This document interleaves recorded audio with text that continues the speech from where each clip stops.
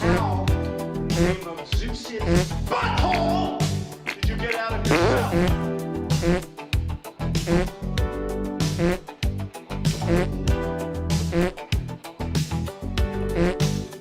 Point of order, Mr. Chairman. I would like to submit the evidence, if I may, without objection, evidence Exhibit A. Ladies and gentlemen, this is a picture that the White House, this is the still that the White House chose for their, it looks like a fucking wake.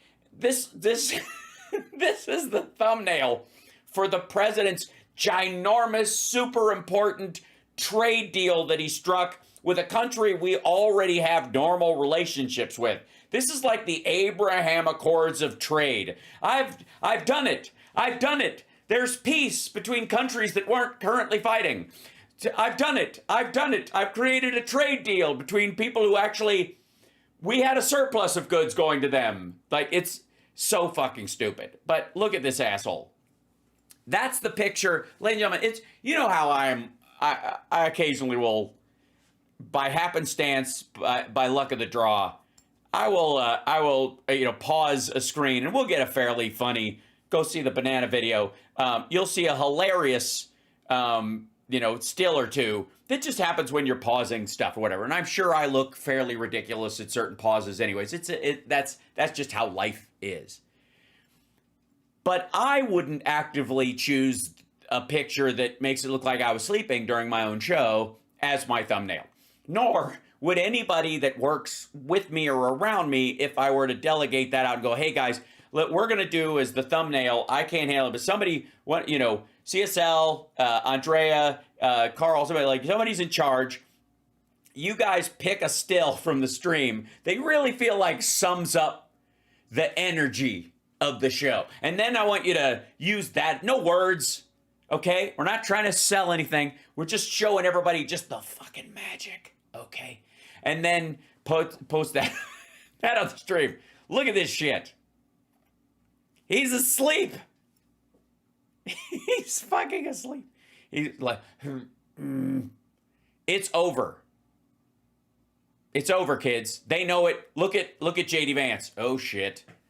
Now, again, I'm sure it was just a prolonged blink. You know what I mean? He wasn't sleeping. It was just a really long blink. But that doesn't save him from the fact that whoever works at the White House and chooses what the fuck the thumbnail is went, fuck him. You know what? Fuck him. Fuck him and his bullshit. Put a picture of this idiot where it looks like he's dozing at his own goddamn meeting. This was nothing. He promised this was going to be extraordinary. This was going to be world-changing, right? That was the lead up to this. The whisper campaign on this bullshit was like 5 days long. What we're going to announce. And I've seen bits and pieces of the announcement, but I have not watched the whole thing because I wanted to share that pain with you. Here we go. Oh, we'll skip through this. Look, they could have put that up. Would have been better. You all set to go? Oh, yeah. This is Ready when you are. okay. We're ready. We have the Prime Minister on the phone, and we have a nice hookup. This looks like the kind of a hookup that's not going to be causing any problems. In your voice, It does. You can tell that by looking at the phone, can you? It does look like that. Does it look like that? By looking at, so you're looking at the phone, and it looks like it's going to be okay? Just clarifying. Where the fuck did this guy learn how to talk? through beautifully here. So I just want to. Oh, that's good. Yeah, it is. You sound great. I just want to begin by saying that this is a very special day because it is Victory Day, World War II, May 8th. And just by happenstance, we have the Prime Minister on the phone, and we... Yeah, just by happenstance. You didn't plan this, even though the deal is not finished. You chose this. You tried to use V-Day to to cover for the fact that you ain't got shit. Okay, I'm not going to get ahead of myself. Great allies in that, and it's very... Yes, that's why we've never really had a trade problem with them. Usual that the trade deal comes due, and we signed it up on the same day that we had a great victory, the greatest. No, you didn't. It isn't signed. It isn't anything. You haven't signed anything, you goofball. Of them all. So we are talking more and more about Victory Day because we were a big part of it, and so was. Oh, were you? Were you, Bone Spurs? Yeah, you know what? Use we, the royal we, sure. Okay, and it's just, I guess, I don't know what you call it. It's just incredible that that day is the same day that we signed a tremendous trade deal. You haven't signed it yet. You haven't. They haven't signed anything. They have not. They've agreed to further discussions about basically going back to what we had before because it was fine. Countries. So I'm going to begin by just adding that we just concluded the rare earth deal with Ukraine. That's been fully ratified and approved by their legislative branches. The RADA. And so we appreciate that, and I'll be speaking with the president in a little while, a little bit later.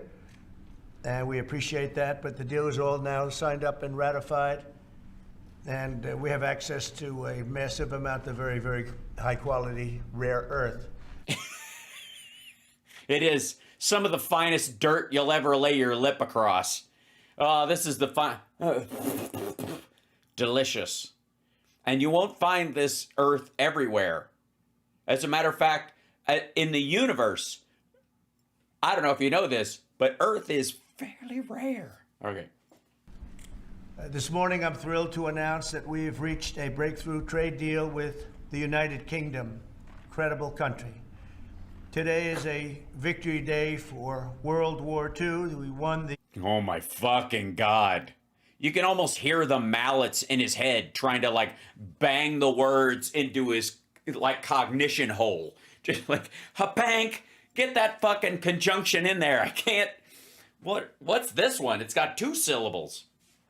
Together exactly 80 years ago, so there could be no more perfect morning to reach this historic agreement, and it's beautiful weather out. I will tell you that, Keir. Beautiful weather. So great weather for a trade deal, you know. Nice day for a white wedding too. Perfect outside, but it's really, in particular, the agreement with one of our close. I wanted to be with Keir alone and talk about the weather. And most cherished allies. And we're so... That we slapped a fucking 30% tariff on for no fucking reason, just to be dicks about a month and a half ago. That's the way it worked out. I want to thank Prime Minister Starmer and his... Yeah, Mr. Starmer. Man, they fucking loaded him up with the fucking Adderall today, didn't they? Very talented team for their outstanding work and partnership. Today's agreement with the UK is the first in a series of agreements on trade that my administration has been negotiating over the past 4 weeks. With this deal, the UK joins the United States in affirming that reciprocity and fairness is an essential and vital principle of international trade. Great. So they signed a statement of principle. You know, that's what I like about this guy. He's not a real politician. He doesn't do those politic things, you know, like putting commissions together to argue about the meaning of words and then spend a lot of time patting himself on the back for signing documents about the meanings of words. No, he gets straight to the issue. He talks like we talk, forgetting the order of words, but still, he uses the same words we use, just in interesting usement structures. The deal includes billions of dollars of increased market access for American exports, especially in agriculture, dramatically increasing access for American beef, ethanol, and virtually... Well, they rescinded the mad cow thing that they put on 15 years ago? All of the products produced by our great farmers, and our Secretary, as you know, of Agriculture is here. Brooke, thank you very much for being here. Good day. Thank you, sir. You'll let the farmers know. Yes, you will. She'll go door to door, dipshit. Let the farmers know. Excuse me. I'm looking for Ray Finkel and a clean pair of shorts. Right. In addition, the UK Let the farmers know. Yeah, I'll call them up. will reduce or eliminate numerous non-tariff barriers that unfairly discriminated against American products. But this is now turning out, I think, really to be a great deal for both countries, because it'll be really great for the UK also. So they're opening up the country. Their country is a little closed, and we appreciate that. We do appreciate that it's a little closed. Maybe why? Because it was a lot closed, and it's not. I don't know what the fuck he's talking about. They'll also be fast-tracking American goods through their customs process, so our exports go to a very, very quick form of approval, and there won't be any red tape. Things are going to move very quickly both ways. Yes. So if you want to ship some contraband to England, now's your chance. You could send some cryptos in a box marked shoes. Final details are being written up in the coming weeks. We'll have it all very conclusive, but the actual deal. We signed a detailless deal, and you can't spell detail without deal. So maybe there's something to this. Shit. Listen to that again. Just listen to that. Be any red tape. Things are going to move very quickly both ways. The final details are being written up in the coming weeks. We'll have it all very conclusive, but the actual deal is a very conclusive one, we think. Sure it is. Yeah, it's going to be done in a couple weeks, but it's already done. If you really think about it, it's just done right now. We're going to draft it up. Just about everything's been approved. Just about? That's how, I mean, then fucking sign it. That's the standard, right? Just about. Chabudor. So good for both countries, and It's so good. It's just about. Well, it's just about good for both. I mean, it's just a bit. For England, it's just about good, and it's just about good for us. Maybe it is. I don't know. Receive new market access for American chemicals, machinery, and many other industrial products that weren't allowed. Like what? Chlorine. By the way, hit the like, share the show, etc., etc., etc. It helps the show. It saves the show. It makes the show. It's up to you. It's up to you. Get on your feet, you fuckers. All right. And they'll end up getting products that they'll be able to price, and if they like them better, and we make great products, they'll be buying those products, but they were not available in the UK. Further, I'm sorry. If I have a stroke, don't call for help, because I might need to have a stroke to understand what the fuck he's talking about. Maybe think of it as it would be like a stroke to English translator. in a historic step, the deal includes plans that will bring the United Kingdom. Ooh, a deal that includes plans. That sounds final. Into the economic security alignment with the United States. That's the first of its kind. So we have a big economic security blanket, and that's very... We do? Yeah, don't pee when it's on, though, because you'll electrocute yourself. We have a big economic security blanket. Yeah, it's sort of it's a national security whoopee. We're like the Linus of the world's economy. At least it's the last page. I mean, look at that. Important, and we feel very, very comfortable with that, because it's been a great ally, truly one of our great allies. I mean, a lot of people say our greatest ally. I don't want to insult people by saying that, but I can say it's certainly one of our greatest, and right at the top, and they're the first one we're talking about. And by the way, are they? Because this is the first? The first time you're talking about it is the first? Okay, good to know. By the way, this deal is not done, so you rushed it to the front of the line. Why? Because it was V-Day? Many meetings planned today and tomorrow, and every country. Yeah, this presidenting thing is bullshit. I could be golfing. Wants to be making deals. And we have a meeting, as you know, Scott will be going over to Switzerland on Saturday, and that'll be... Oh, no doubt. Is he going to one of those, like, Illuminati bunkers where they all have a circle jerk wearing clown masks? I'm kidding. Of course he is. Very interesting. Let's find it. Sure. I think they want to make a deal very badly to Both countries have agreed that the economic security is national security and will be working together as allies to ensure that we have a strong industrial base, appropriate export controls, and protections for key technologies and industries like steel. Steel is a big factor. Both countries will become stronger with steel and things necessary. With steel? For military. You know, we used to build ships and other things literally at a level that nobody's ever seen. And well, I guess they saw it when it was happening. If we used to do it, then obviously it was a level that lots of people have seen. Anybody who's watched a World War II documentary, I think. We haven't, we've eased up, and I would say that the UK certainly eased up, but now we're going to be uneasing both, and we work together. It's the great uneasing. Jesus Christ. We'll be uneasing both. Well, you know what? Point taken. This is kind of true. I think we all feel uneasy with him in charge, so sure. Once again, I want to thank Prime Minister Starmer. He's been terrific for his partnership in this matter, the special relationship and external bond. It's really an external and an internal bond. Yeah, it's both. It's both. I mean, it shouldn't be taken internally without a doctor's supervision, but sure. Between our two countries, we'll soon be stronger than ever before. And yeah, it's like Legos, you know, or human centipede. It's an external and internal bond. Yeah. We have a great relationship. I want to just say that the representatives of UK have been so professional, and it's been an honor doing business with all of them, and in particular the Prime Minister. And I'd like to introduce him now to say a few words. Mr. Prime Minister. It was such a big day, he had to fly in, but he doesn't want to be in the room, so he's calling from a phone booth at an undisclosed location. Please take it away.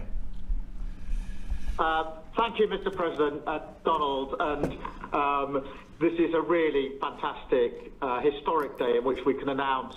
I almost feel like, hold on, where do we do this? Just like, hold on.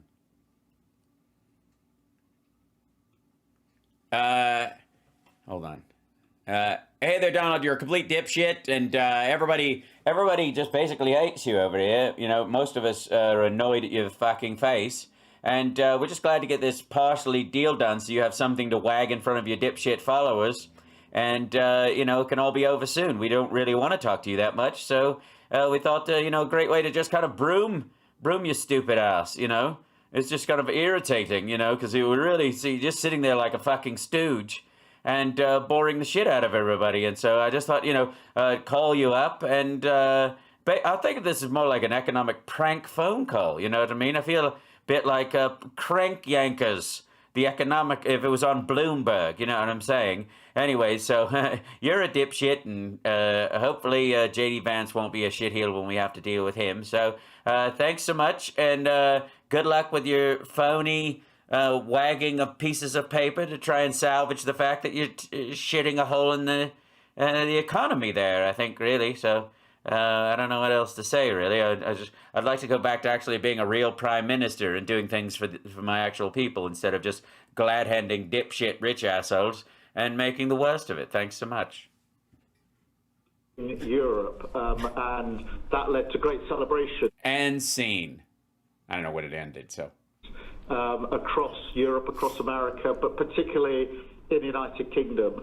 Literally people going out into the street, putting bunting up, going up to the palace. Bunting? What? Oh, he's talking about VE Day. Bunting? Bunting? They put up, really? Oh my God. I mean, that's how you tell people are having like a lovely time, is they're putting bunting up. Mm. And so to be able to announce this great deal on the same day, 80 years forward, almost at the same hour, and as we were 80 years ago, with the UK and the US standing side by side, I think is incredibly...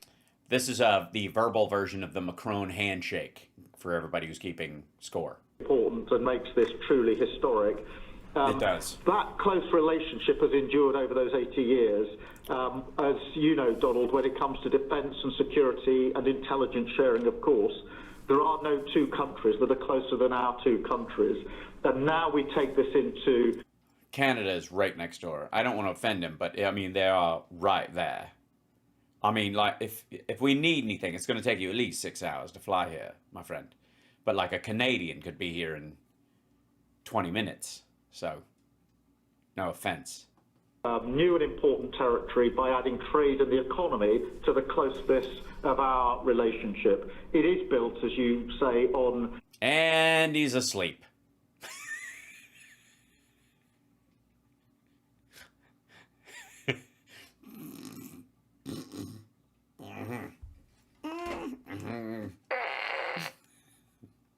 Sleepy, sleepy, bye-bye.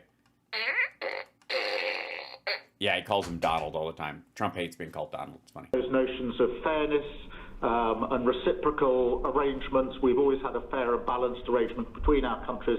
This builds on that.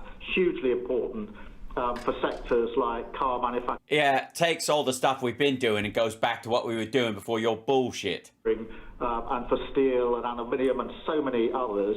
And yes, we can finish hammering out some of the details, but there's a fantastic platform here, including... Yeah, that's what we're really signing a platform, if you really think about it. It's not, I wouldn't say it's like a concert. It's the temporary stage they put up at Woodstock that smells of dog piss and manure a bit, you know, and may fall down in the rain if this is too much of a downpour, you know. That's the thing, yeah. But maybe not. Might go fine. Could be all right. Of course, on the tech side, where I think I'm right in saying we're the only two Western countries with trillion-dollar sectors when it comes to tech. And in the end, it comes down to... Trump's like, you are? Jesus Christ. This is some heavy-lidded stuff. As you say, Donald, economic security is national security. On national security, we've been absolutely the closest of allies for so many years, keeping the peace through that close alliance, that friendship. And now we add to that this deal on trade and the economy. And I want to thank you for your leadership on that, Donald, and for... It's just like, this is great TV, by the way. I like to say, you know those folks who say he's a master showman? Absolutely. This is great stuff. Yeah, why get Keir Starmer on a screen and say roll in a monitor so you can see him like he's as live when you can just have him on speakerphone?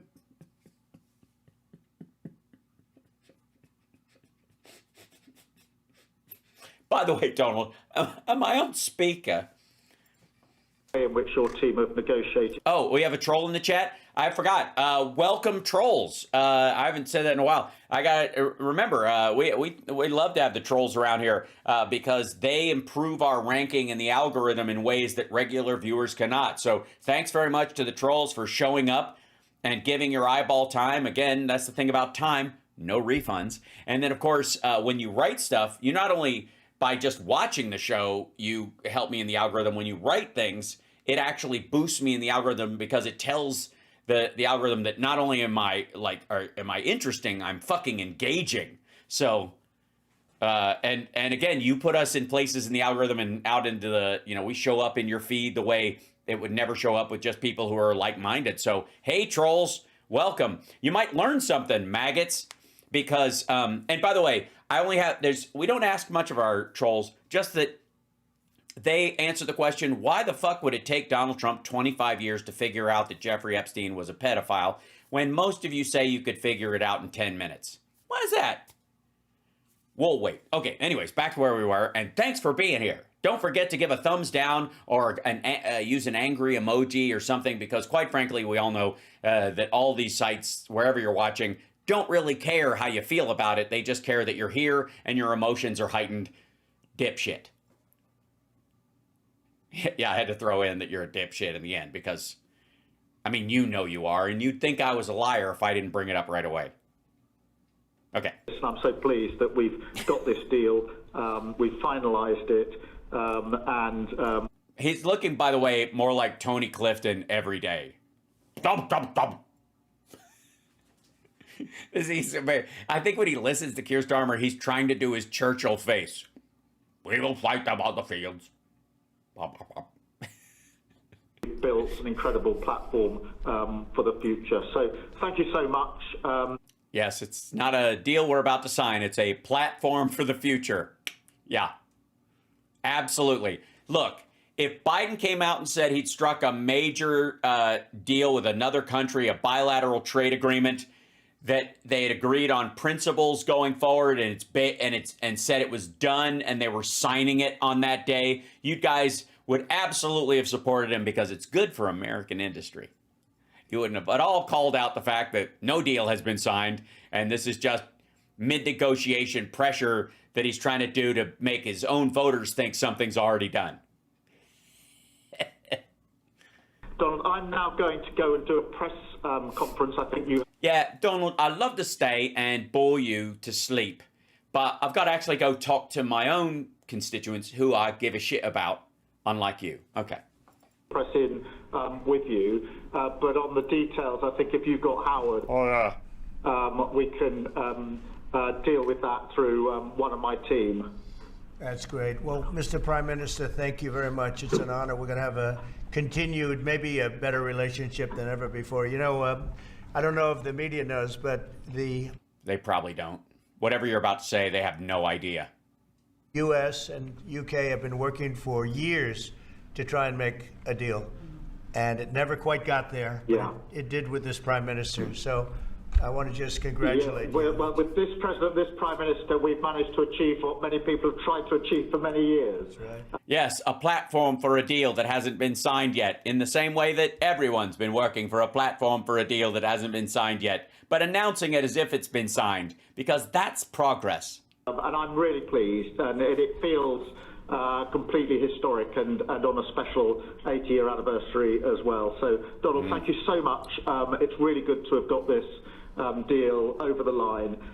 Tribute to both teams, tribute to our country. Over the starting line, I would like to say for the record.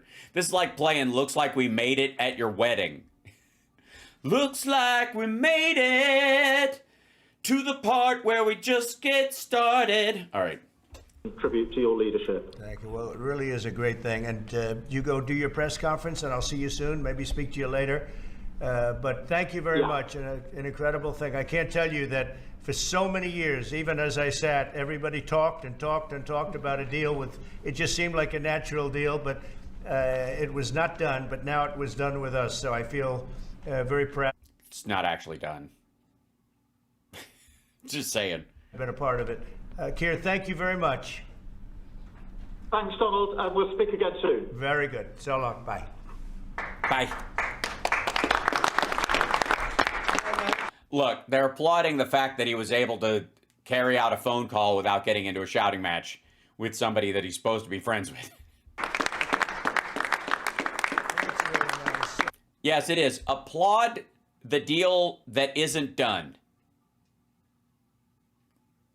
What could possibly go wrong? Why don't I do this? Why don't I have our Secretary of Commerce, Howard Lutnick, Oh, God. Well, when things were going so well. give a little description of the deal pretty quick? Yeah, tell us what the deal is, Lutnick. Explain that. Yeah, because we're a little soft on details over here. So let's hear it. And the good side, the very nice side, we'll be speaking about it also, maybe. So you get a pretty equal. I think it's a very. It's just been a deal that was, we thought, very complicated. It became very simple. It's opening up the country that we really didn't have the kind of access to that I would have thought. I was surprised. I think it's why the deal never got done before. It was, they've been working on this deal for 25 years. And we got it done, and we got it done. Really, it's going to be great for both countries. So. Oh, I see. So what he's saying is he gave huge concessions to like the ruling class in England and the rich people over there in terms of Rolls-Royce and yachts and financial services and that kind of stuff. And that's stuff that the other presidents weren't willing to give on because it's the majority of the exchange. So he's just like, nah, fuck it. Rich people shouldn't pay taxes anyways. Howard, if you could go, and then somebody else, you may have... Anybody else who talked on this fucking thing? Does anybody know what's in this shit that I just lauded for 20 minutes? Whoever you want, who'd like to do it. I have a feeling you're going to do it, right? Huh? You want to give me a little what for? I was going to give you a little wonk wonk. I was going to grab you by the pussy. Lucky he blocked me. The guy's quick. So you guys go ahead, and then we'll take questions right after that. But I think you'll get a pretty good understanding of how. It was a little bit of an awkward hand touch. I don't know what's going on. It was very sweet. Don't get me wrong. It was adorable. It was like they hadn't seen each other since he hadn't seen his trainer since he'd been released into the wild.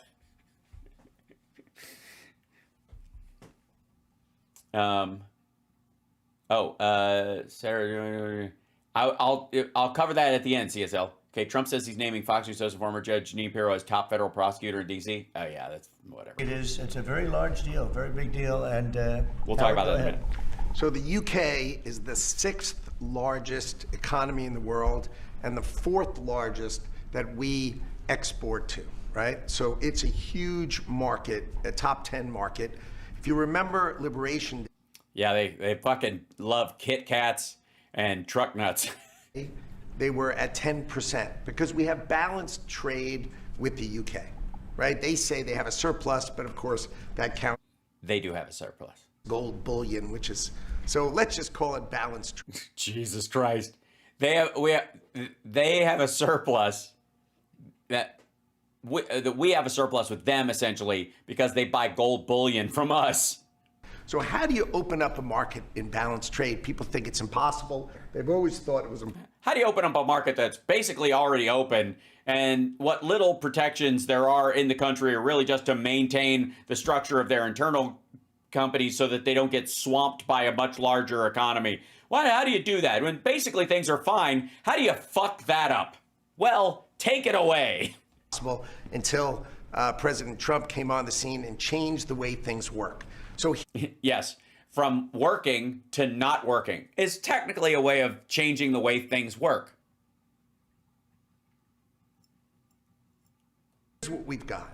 We've opened up new market access, ethanol, beef, machinery, all the agricultural products. They've agreed to open their markets, and that will add $5 billion of opportunity to American exporters.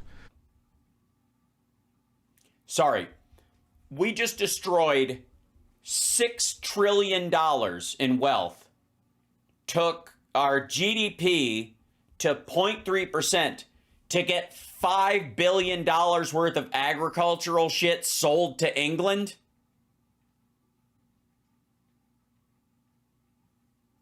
Are you fucking kidding me? That's it? They have $1 trillion tech industry, and you're like, guys, we're going to make $5 billion. If we do this with 9 more countries, we could buy Twitter. Jesus Christ.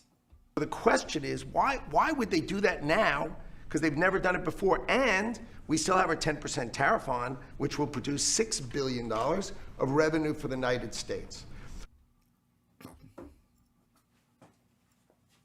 Again, we lost, it's destroying trillions of dollars in just these blanket tariff things across the board.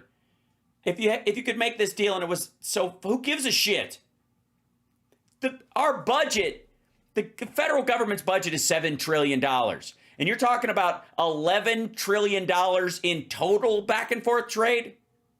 The idea was, how do they keep their jobs, protect their economy, and do the best for their people while opening the market for us? And the way is they studied it, their team was exceptional, and they tried to figure out the markets that they're importing from other people and try to send them over to America. So why? Okay, yeah, this was just a fucking trade deal that had nothing to do with the tariff aspect of it. It was just we'll lower it from 25 to 10 on shit you don't even sell, give you a ton of exemptions on what little comes from fucking England, and the stuff we sell to you, that you buy from other places, buy some of it from us, including oil, instead of from Russia, because we're producing more than ever. Thanks, Joe Biden. Always favoring others and not us. And what they've done is they've found the ways to do that. So, oh my fucking God. So they didn't have tariffs with these other countries? They were just buying shit because it was cheaper? So what'd you do? Give them a break? You gave them a tax break on other stuff? so it effectively zeroes out the difference. So you subsidized it with government back end. Oh my God. I can't wait to read this piece of fiction. We have new access, right? But the UK workers are protected, and that was the balance. So you've got, yeah, it's exactly why all these countries have tariffs versus us anyways, because they're trying to protect their workers while buying as much. Jesus fucking Christ. Deal with them in automobiles. And you know, if you're not building here, we charge you a 25% tariff.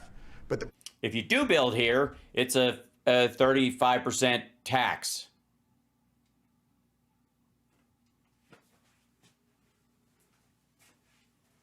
Oh, and the workers cost more. And you'll have to import a lot of the machinery, so that'll cost you more, and it'll have a tariff on top of it. Yeah. Fucking brilliant. Just real fucking smart. Yeah, that's great. Yeah, because, you know, you were building in this other country where production was cheaper, labor was cheaper, and all that kind of stuff. But you'd have to pay a 25% tariff on that shit. But if you bring it over here, you can pay 32 to 37% in taxes. You have to pay into Social Security for all your workers. You got, you know, the general wages are about 5 times higher than any place you would offshore to at this point.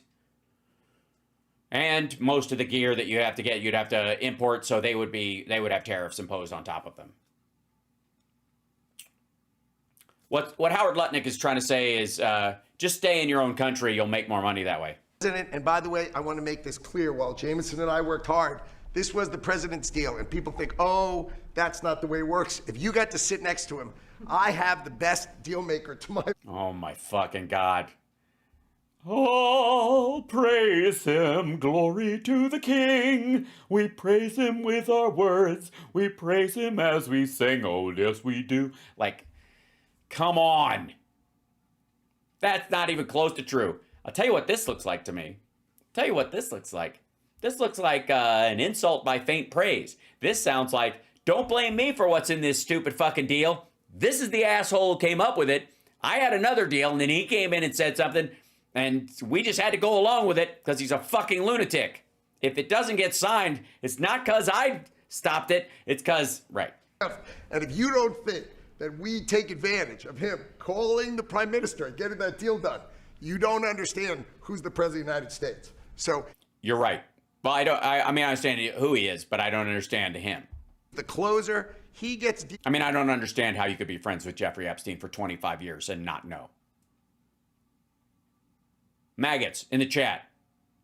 Any answer? Any way that you could imagine in your life, in any way that you could live next door to the dude, hang out with him, party with him all the time, to the point where you're wishing his girlfriend / human trafficking procurer Ghislaine Maxwell well when she goes to jail.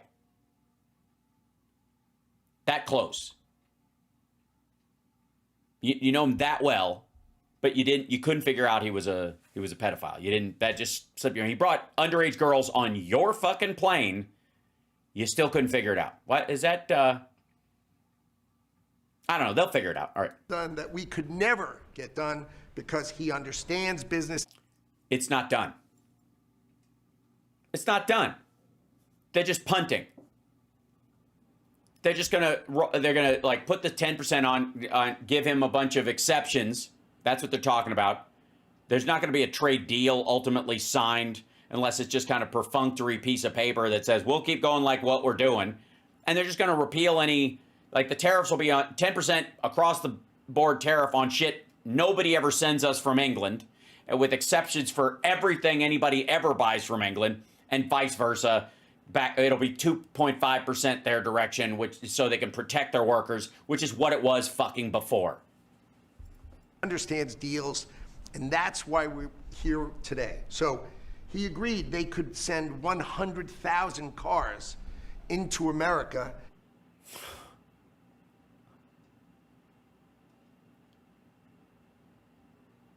There it is. There it is. they get to send 100,000 cars into America. Let me guess, without a tariff? Only pay a 10% tariff. Only and that 10%. protects their... They already paid like the tariff on cars is already that high in most cases with them, if not higher, because it was like fucking Rolls Royces and shit. Industry. And remember, we do 16 million cars a year. So this is only like 0.6%. Yeah, it's just, and it's the high-end ones. You know, rich people don't give a fuck about an extra 10%. They're like, Rolls Royce, give me one for each foot. For the UK auto people, this is tens of thousands of jobs that the president agreed that he would protect for them, so he made that deal, right? Then steel and aluminum, right? Their steel business has been destroyed like everybody else has been destroyed by people dumping steel into their markets. So we're not going to sell them steel, is your point? British Steel had announced it was closing down. So the British government, as part of this deal, nationalized British Steel, and they're going to match the kinds of models we do. They'll put tariffs on, they'll put quotas on. They want to do it with America so they can be part of the resurgence of steel and aluminum. Okay, so they're not buying steel from us. We're not buying steel from them. They're just doing the same protections that we have against Chinese steel, which they were already starting to do. There's a whole fucking story about how, like, a month and a half ago, hold on. Let's see, British Steel, like the last British steel mill was getting closed.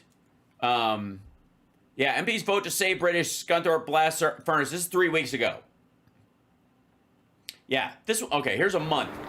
They've been making steel on this site for 150 years. They have. Its fate will be decided in the next few days. That's right, everyone. I never said we were more important than British Steel, just that we're more well known. Also, it's a great album from Judas Priest, if I do say so.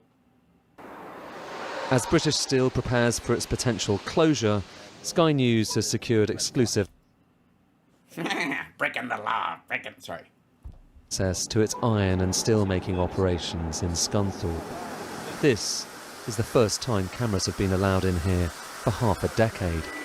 And at the heart of it all is this. One of the two remaining blast furnaces, Queen Anne. Queen Anne, because it's, well. What you're looking at behind us, that is the base of one of the blast furnaces here in Scunthorpe at British Steel. What they're doing is they're taking iron ore and essentially melting it down to a form of lava, for want of a better term, and that pure iron then goes on to become steel. Making virgin steel is one of the bedrocks of the Industrial Revolution that happened here in this country, but now this is the last remaining place. It's a second to last, but it is made. The last one. Second to last. And what you're looking at here might well be one of the last taps of molten iron out of here, because if something doesn't change, then within a matter of weeks, potentially days, this place could be shut down. Okay, so this has nothing to do with fucking Trump's bullshit at all. That was already happening. That was already, Dinsdale, that was already going on. And they were going through the same kind of steel dumping shit that we've been through, except we have a bigger industry than they do. And our problem in the States is not production of steel, it's fabricators. The fabricators are the ones that went to Canada because it was cheaper, because your dollar went twice as far. And so they moved up in the Northeast. It's the fabricators that were bitching, not the actual steel plants, where our production of steel could be higher, but we still have plants. They only had this one plant with 2 furnaces. And again, they flim-flammed him. They suckered him into basically letting them make steel and start selling it in the United States, if anything, to give it another market to help British Steel revive, which is fine. But again, this doesn't benefit steel workers in the United States, and it certainly is going to bring manufacturing here. We are on real threat of losing these furnaces. Oh, sorry. We're going to lose these furnaces. It's very sad. If they shut down, they explode. Run out of quit. We're going to run out of America, fire. and that saves them, again, thousands and thousands of jobs. So if you go step by step. And it was already happening, had nothing to do with this deal. Aero and commercial planes, they sell Rolls-Royce engines to Boeing. We've agreed to let Rolls-Royce engines and those kind of plane parts to come over tariff-free. Right. So, exactly. So, what I tell you, like all the big buyers, all the top shit, they're all the Boeing, the large companies are going to get exemptions out the ass. And anybody who sells consumer goods is going to get fucked because they are transferring the tax burden from the upper 30% to the bottom 70%. That's what this is about. This is about making you pay more for everyday goods. Everybody in the big industries, the robber baron class, is going to get a break on whatever they need. By the way, yes, thank you, Andrea. You can put stars in and support the show on Facebook. I'm just saying. Also, if you're on Substack, restack me. That sounds dirty. What you're going to hear today is there's going to be an announcement in the UK that they are buying $10 billion worth of Boeing planes later today, but I'm going to let the name of the airline announce it because that's theirs to do. But part of this deal was always to do it together and to do it strong, and you can see the numbers on this board. Everything about this board works exceptionally well for the United States of America. Well, for the billionaires that run those companies, because they're going to be able to avoid the tariffs where the average person will not. That's the point. You can raise GDP by the United States selling $10 billion worth of planes. I mean, you fucked it by losing $6 trillion, in the stock and bond market. But, and never mind the small businesses that are going to get wiped out. But everybody who has like mid-level consumer goods is still going to be on the hook for the highest versions of these things. Unless, here's the only thing you can do. If you're in a consumer good business that Trump is also in, like if you buy a bunch of red hats, but you put other shit on it, you get it stenciled here, those red hats are going to be cheap as fuck. I guarantee they're going to get carved out. Lays out the plan that you can work with us in autos, you can work with us with aero and commercial, you can work with us in pharmaceuticals if you have a supply chain that is secure and protected in national security. So we feel really good about the deal. You've heard the Prime Minister, he feels really good about the deal, right? And we started at 10%. Yeah, and fuck your feelings. I'm sorry. No, that was the wrong time to bring that up. I'm sorry. That's no. We're out of. Fuck your feelings is so 2022.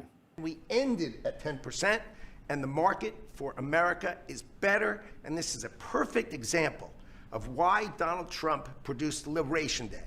People don't understand. He gets things done. You're right. People don't understand. Like they're looking at the results and going, no, I don't understand.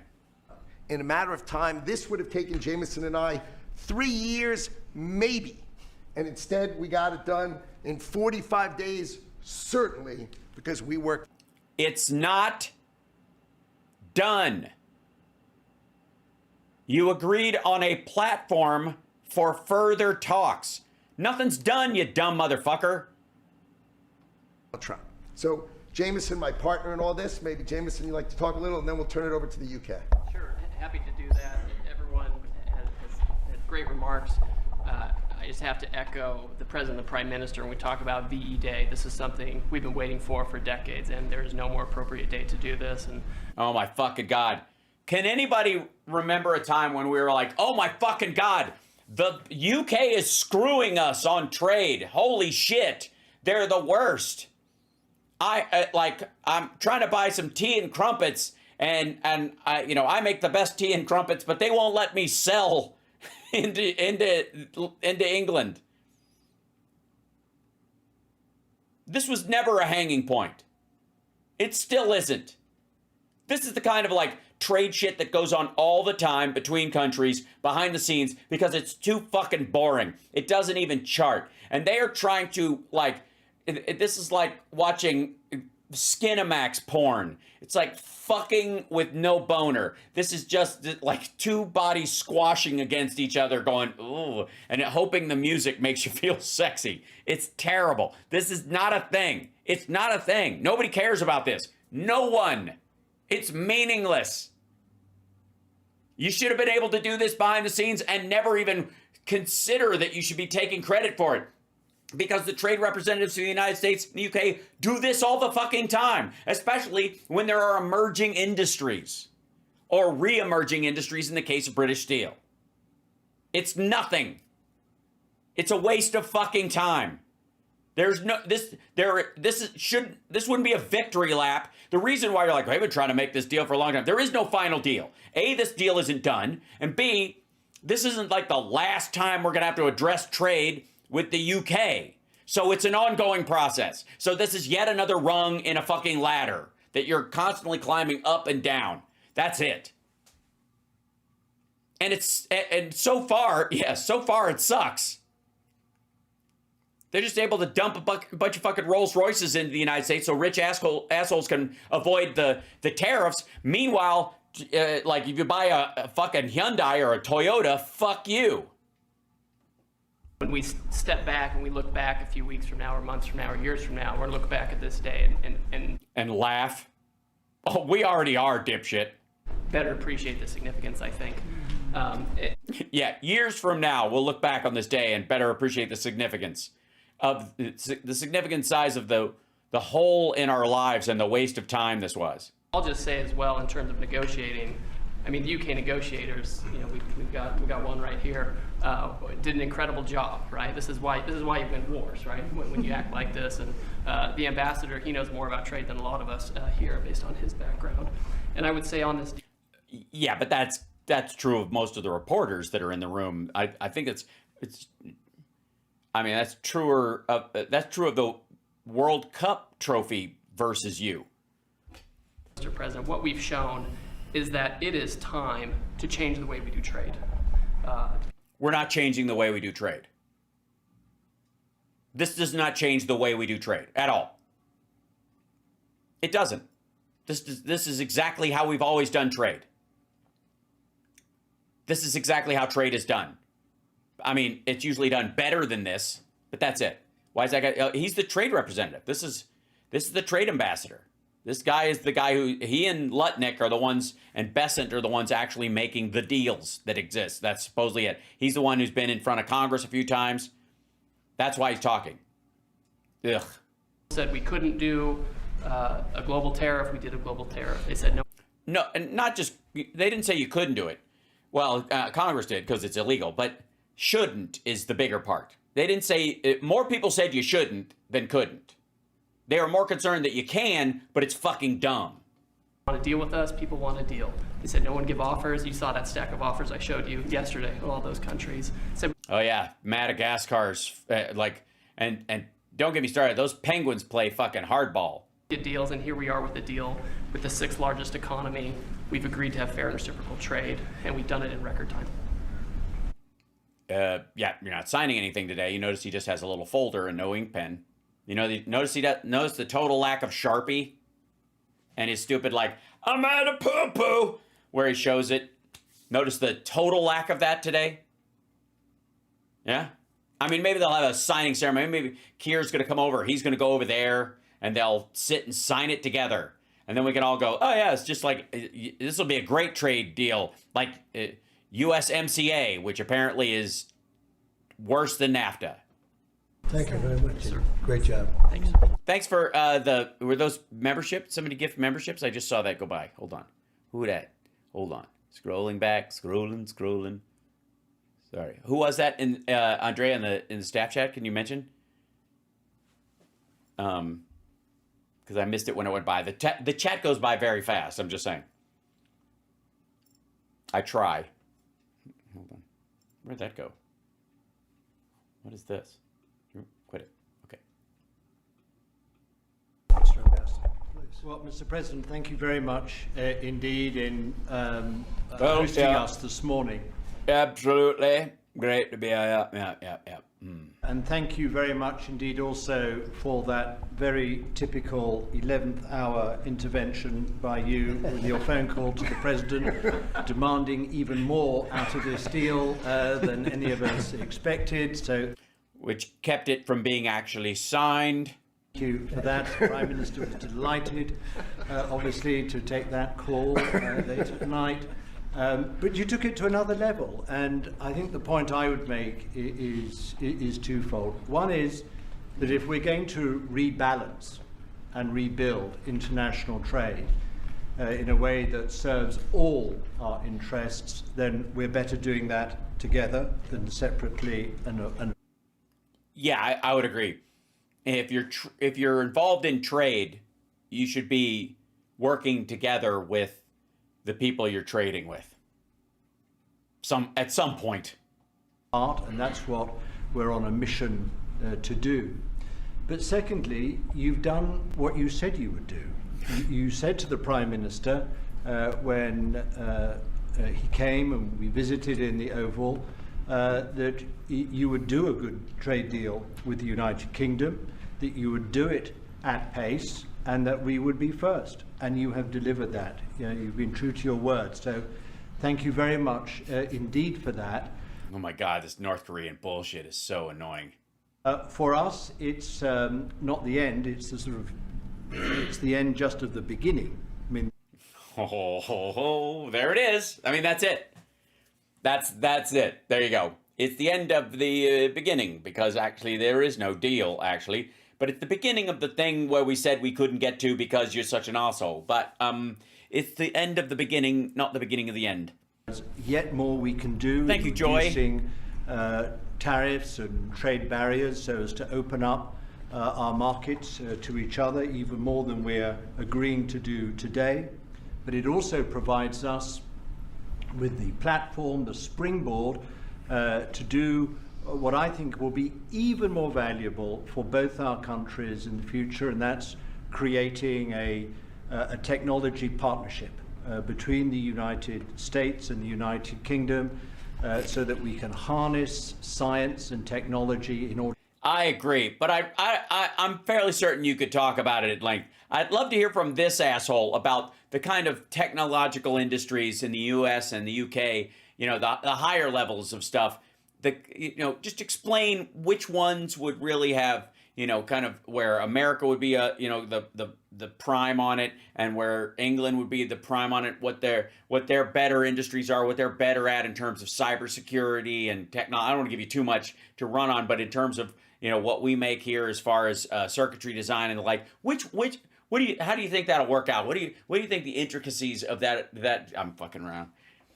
Create future industries and future jobs, and to do that together in the way we work so closely already in the national security and defense area, we can just take that to yet further areas of science, enterprise and endeavor. So we're looking forward to doing that in the coming months. You've launched us extremely well today. It just, in my view, as the Prime Minister has said, just shows what two countries who trust each other, who are... Meanwhile, Grandpa has already fallen asleep. I wasn't falling asleep, I was letting the words wash over me. Confident in each other and are familiar with each other can do not just for ourselves, but for the rest of the world who need to benefit from a bigger and better international trading system. Thank you very much. It was beautifully stated. What a beautiful accent, too. I'd like to have that accent. Thank you. My mother would be proud. Why does he keep touching that guy? It's just kind of interesting. Does he think it's going to rub off? I hear you get smart just by touching British people. I've been to England a couple of times, and if that was possible, I would be far smarter than I am now, which is dangerous. Thank you very much. Any questions?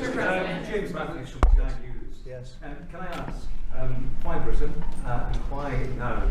And you describe this deal as a full and comprehensive deal, and yet we've just heard from Mr. Mattels that it's the end of the beginning. Clearly, there's much more work still to do. With respect, are you... Right, yeah, it's like everybody spotted it. Stating the reach and significance of this deal, because you're a president who needs a result at a difficult time. I think that it's a great deal for both parties. It's for us. We're opened up. I didn't know how closed it was. Quite closed, the market, as you know. Oh yes, we went there at 7:30, and usually I thought they were open till 8 o'clock, and they were closed. It's very sad, and only slightly closed Like, I could still see the shopkeeper inside. He was sweeping. I was like, could you give us a minute? I just need to grab a couple of things. I know exactly what I want. He's like, no, sorry. We're partially closed. Shit. And it opens up a tremendous market for us. And oh yeah, I get like they're gonna buy all kinds of John Deere tractors and shotguns. That that AR-15 market in the UK is just waiting to be cracked wide open. Fuck hell. It works out very well, and a lot of assets. You see the chart, and those are tremendous assets. But we've been trying, and when you say why us, meaning your country. I see. Trying for years, and they've been trying for years to make a deal, including when I was in the, first term. It would always be people talking, but they weren't getting it done. But for 25 years before that, they were trying always to make a deal, a very significant deal. I actually, until I looked at the numbers, I didn't realize this is a very... You didn't realize it until he said it. But until Lutnick said they were like the 6th biggest buyer or something. Like he didn't realize it till that, like today, during this press conference. Deal, but we think we can grow it even from that. But this is a maxed out deal, not like you said it. You said it really incorrectly. This is a maxed out deal that we're going to make bigger. Well, if it's maxed out, you can't, stupid. And we make it bigger through growth.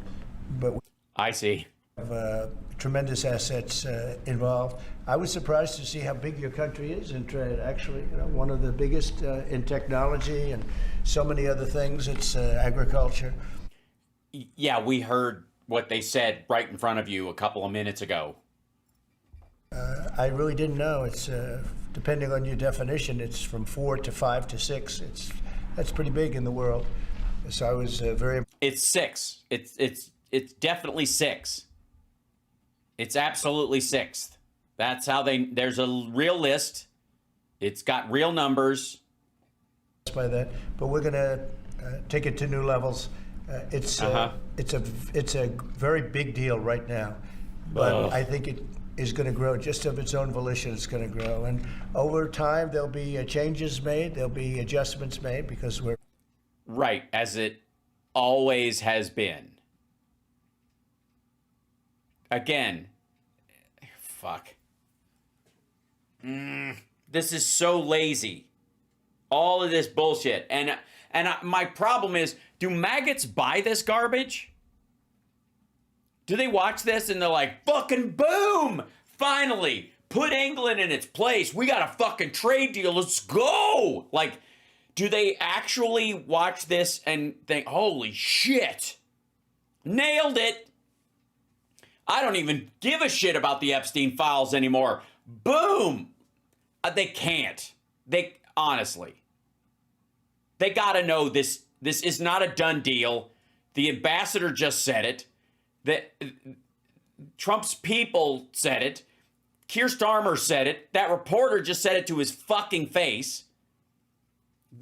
Every maggot, every troll watching this, listen up. It's not a done deal. He said it. They've said it. He's not signing anything. This is just a folder with talking points in it. You know it. Everybody knows it. Shut the fuck up and at least hold to the standard that you held for Democrats. Stop being such a pussy and actually call it what it is. It's a PR event.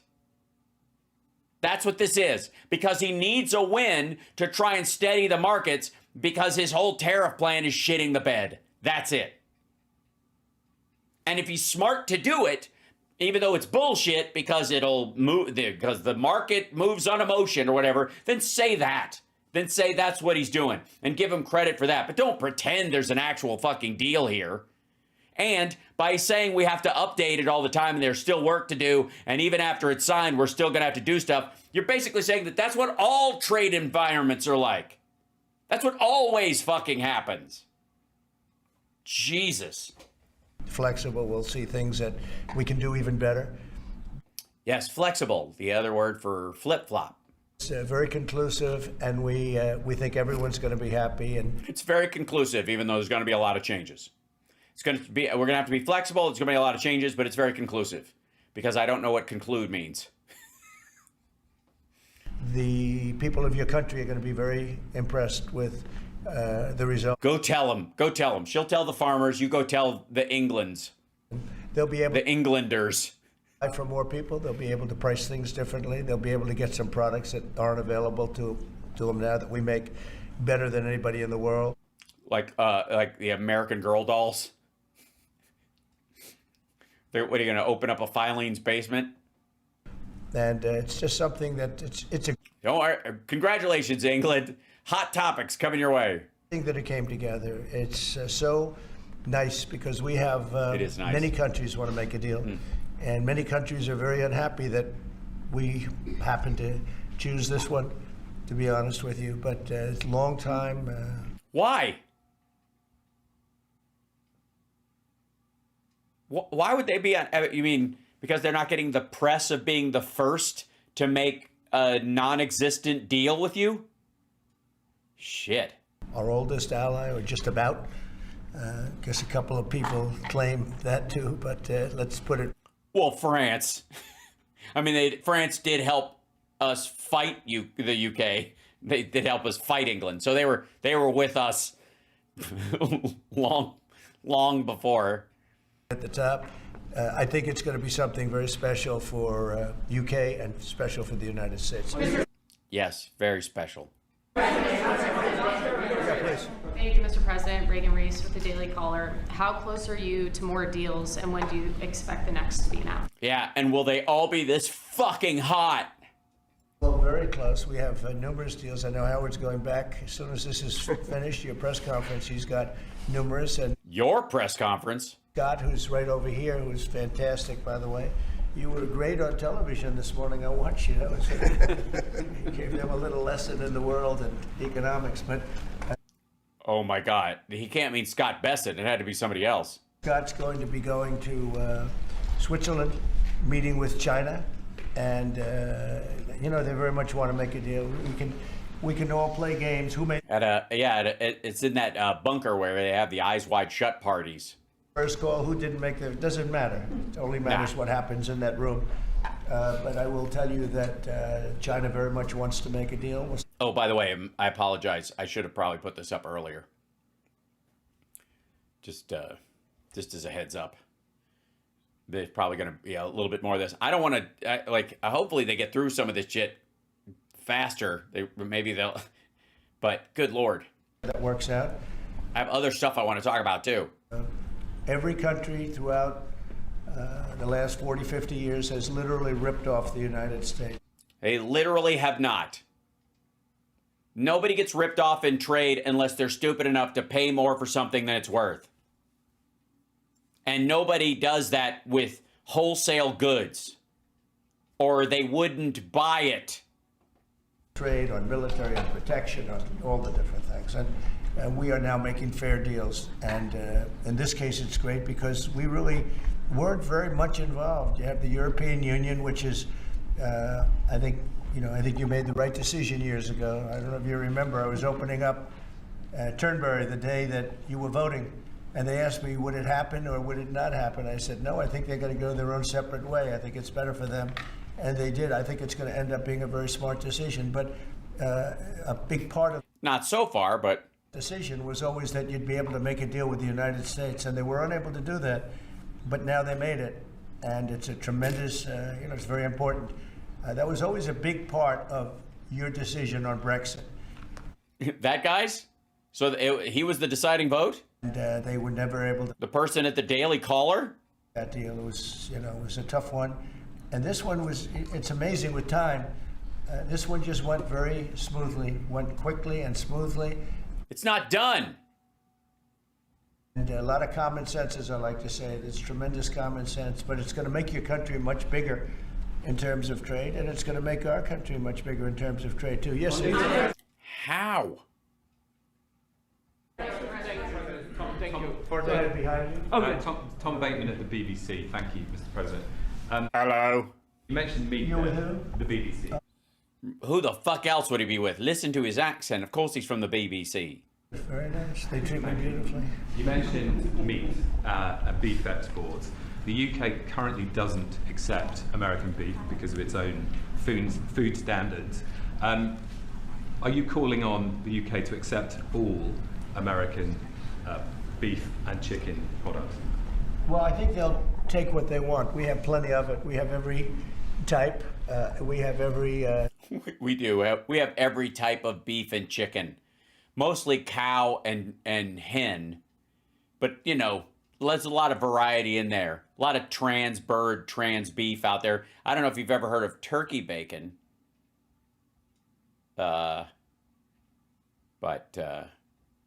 Classification you can have. As you know, Bobby Kennedy is doing a tremendous job, and he's, I think, probably heading toward your system. Yes, he's going to raise the standards via regulation on our food so that England will take them. It won't be because you've made a trade deal. It's because you guys are going to eliminate some pesticides, which Democrats have been after forever, and Republicans are like, what the fuck are you doing? No chemical, no this, no that. I mean, yeah, that's what, no chemical, no this, no that. That's exactly, that's when I check the back of a package when I'm at the store buying grocery, I will often go, does it have any chemical or this or that in it? And I look at that, it's got chemical in it. Heading that way, it seems to be. And, but we have that also. So we're a very big country. We have a lot of beef. We're a very big country, so it'll be great. Yes, yes. Do you want me to jump in? Yes. Let's talk about American beef really quickly, and it can't be understated. I'm Brooke Rollins, by the way. How important this deal is and what this means to American farmers and ranchers. Specific to the beef, this is going to exponentially increase our beef exports. And to be very clear, American beef is the safest, the best quality, and the crown jewel of American agriculture for the world. Well, I mean, Wagyu. I mean, don't get me wrong. There's a lot of great beef in this country. I eat a shit ton of it. But simmer down. You're talking about like fat content and marbling. You're going for Wagyu. I'm just saying. That shit is stupid expensive, though. This is we have the best upper middle class beef. Right, Argentina has great beef. Although I hear that was all made by an experiment from an escaped Nazi, so I don't eat Argentinian beef. I'm afraid it will make me stand up too straight.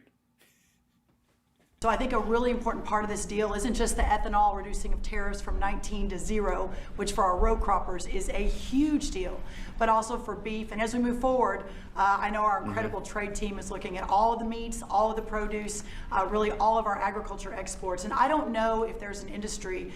Yeah, that's what says. Nothing says finalized trade deal like we're going to look at. That phrase, I think, more than anything, says boom, done, over. Nailed it, gold medal, stand on the podium, get it wrapped around you, get a slap on the ass, champagne facial, and then on to the next victory. It has been treated more unfairly and has suffered more than our agriculture industry. So we look. Well, I blame the asshole who suggested feeding cows to cows, I think, right? That whoever the fuck that guy is. Can we find out who that was? Right? You know it was some asshole at a board meeting going, I mean, we could take all the bone chips and rendered meat and stuff and dry it, turn it into pellets, and then, I mean, it's got to have some protein content, and we feed that back to the cows, right? We could render it and turn it into feed. It's left over. It's right there. We just feed them right. Wouldn't that work? That'll save us some fucking money. Great job, Steve. 10 years later, what's wrong with Gary?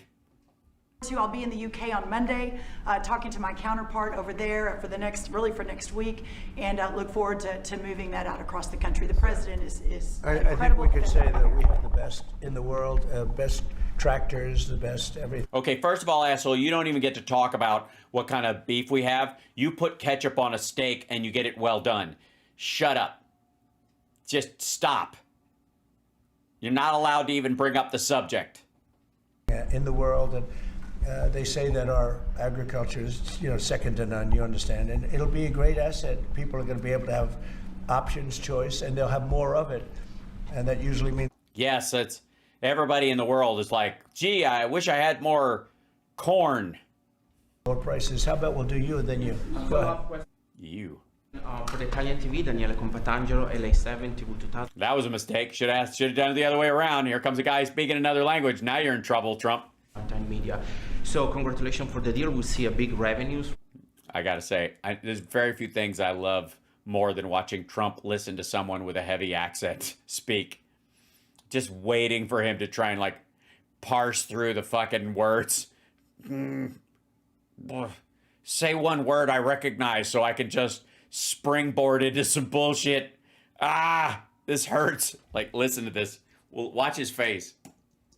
Lower prices. How about we'll do you and then you? Go ahead. Follow-up question for the Italian TV, Daniele Compatangelo, LA7, TV 2000, Primetime Media. So congratulations for the deal. We'll see a big revenues from the chart. But what's the rest of Europe? It's a victory day, but other European countries, it seems like they're losing the train. We intended to make a deal with Europe. We have found that the European Union treated us extremely unfairly. I heard Europe.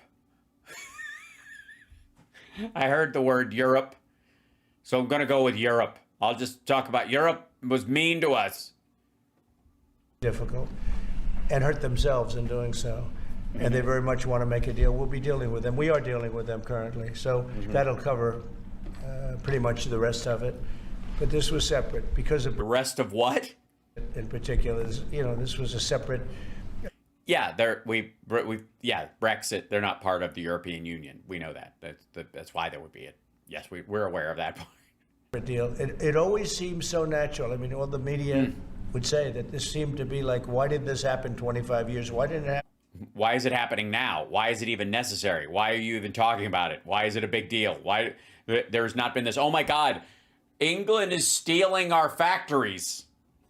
A long time ago. We need to bring all the jobs back from England, said no one ever. And it was always amazing to me. Somebody would say, hey, damn England with their low wages and their no healthcare system and impoverished citizens and poor education system, that they can undercut what we try to raise as the value of American workers, damn it. Make a deal, we have to make a deal. But this deal just fell into place. The Prime Minister did a fantastic job. You mean it was already in place and you're just going back to what was there? His representatives are total professionals and they got along well, and it just seemed to work. And I think one of the reasons it did is because we blew up the whole system. If we would have just been dealing with you separately or, country by country, we blew up the whole system. It was very fair to the very unfair to the United States. And I think because of that, this worked out so nicely, and I'm honored. Yeah, finally. Fuck the whole China deal and whether or not we get a deal with India or Mexico or any place we actually get a lot of goods from these days. The important thing is that the country where we get Rolls Royces from, we got a nice carve out for them. It was the first year. Gold bullion. Please. Sir, you mentioned. Well, why don't you go in the back? Yes. Oh, thank you, sir. I'm with the London. Yeah, men first. Thank you. Thank you very much. I would say this is a great day for James Bond because now Aston Martins will be available to American buyers. But it'll be even better by extending it to film. You've talked about a big tariff on films, and we'd like to know if there'd be relief on British. Well, we're going to have a discussion on that separately. And as you know, we're putting tariffs on that particular film, you said. Film? Film. Jesus Christ. Hold on. It's going to drive me crazy. 1 second. He's done this before. Hold on. There we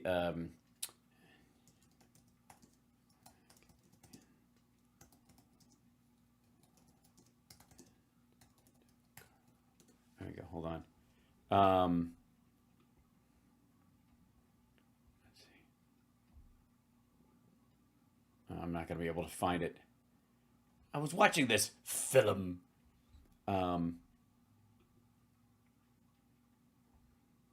Yeah, it's gonna. If you want to see the greatest use of the word film, please check out Jiminy Glick and Lala Wood, which was filming in Toronto when I was doing Queer as Folk, and so I was at a party where they were filming a segment for the Toronto Film Festival. and it is, to be completely frank, it is where I flirted rather mercilessly with Janine Garofalo, who I,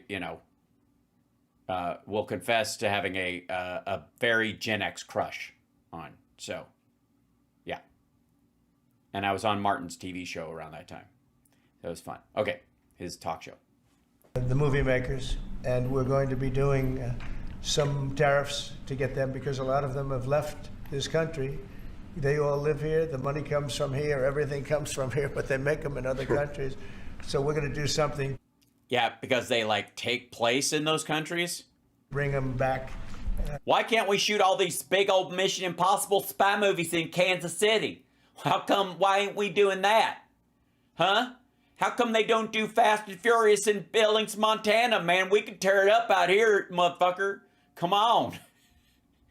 Why don't we just make it with Theo Vaughn instead of that big feller with the weird voice? Okay? Maybe to a large extent, but James Bond has nothing to worry about that, I can tell you. James Bond. And Sean Connery was a friend of mine. Sean Connery was responsible for my getting zoning in Aberdeen. He said, let the bloody bloke build his golf courses. And, I was like 4 years into the process, and it was impossible in Aberdeen. And he just stood up one day and he said that. As soon as he said that, I got the approvals in about 2 minutes. So he was a great guy, Sean Connery, and great character. Later in the year, are you going to Scotland and to the UK? I will be, sure. It's great. Well, he has to. He's got to bring the Secret Service and all those people to Aberdeen so that the money from just that trip from the American taxpayer will keep that property afloat for 2 years. A lot of investment over there. We have Turnberry, Aberdeen. We have, as you know, in Doonbeg. Does he have any properties that don't sound like dingleberries? In Ireland, right on the ocean. They're all on the ocean. I only have interest if they're on the ocean, and we have good investments over there. It's been beautiful. Yes. Mr. President, if the talks go well this weekend between Secretary Bessent and Ambassador Greer with their Chinese counterparts, not preemptively, but if the talks go well, would you then consider lowering the tariff rate on China? Well, it could be. I mean, we're going to see. Right now, you can't get any higher. It's at 145, so we know it's coming down. I think we're going to have a very good relationship. I always got along very well with President Xi. That's not a good thing. That relationship was greatly disturbed by COVID when COVID came in. Yeah, no, but 1 million dead Americans. I mean, you could get over it after a while. But we get along very well now. I mean, the relationship with... You do? With a lot of people, a lot of countries when COVID came in. But I think we're going to have a very good relationship. I expect to have a very good relationship with China, Scott. I think it's a very friendly meeting. They look forward to doing it in an elegant way. Yeah, they're going to go tell you to fuck yourself while holding their pinky in the air. China, as you know, has a tremendous trade surplus with us, and we just can't have that.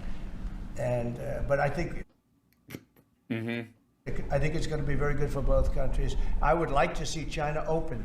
One of the big things here is, and nobody would know this, but the UK was largely closed. It was very much closed to trade.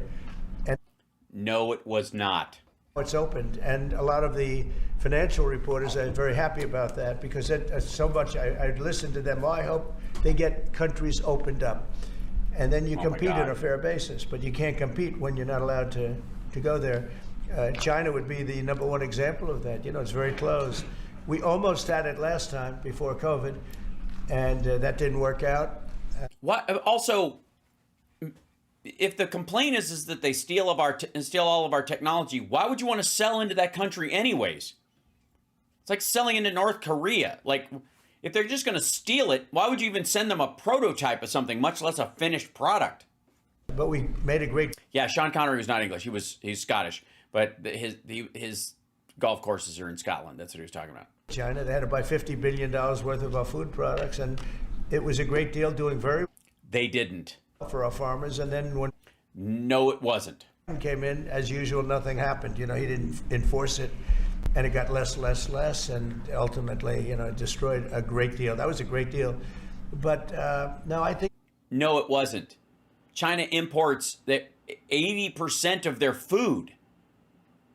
and energy. They need way more than that. You shouldn't even have to talk them into that much.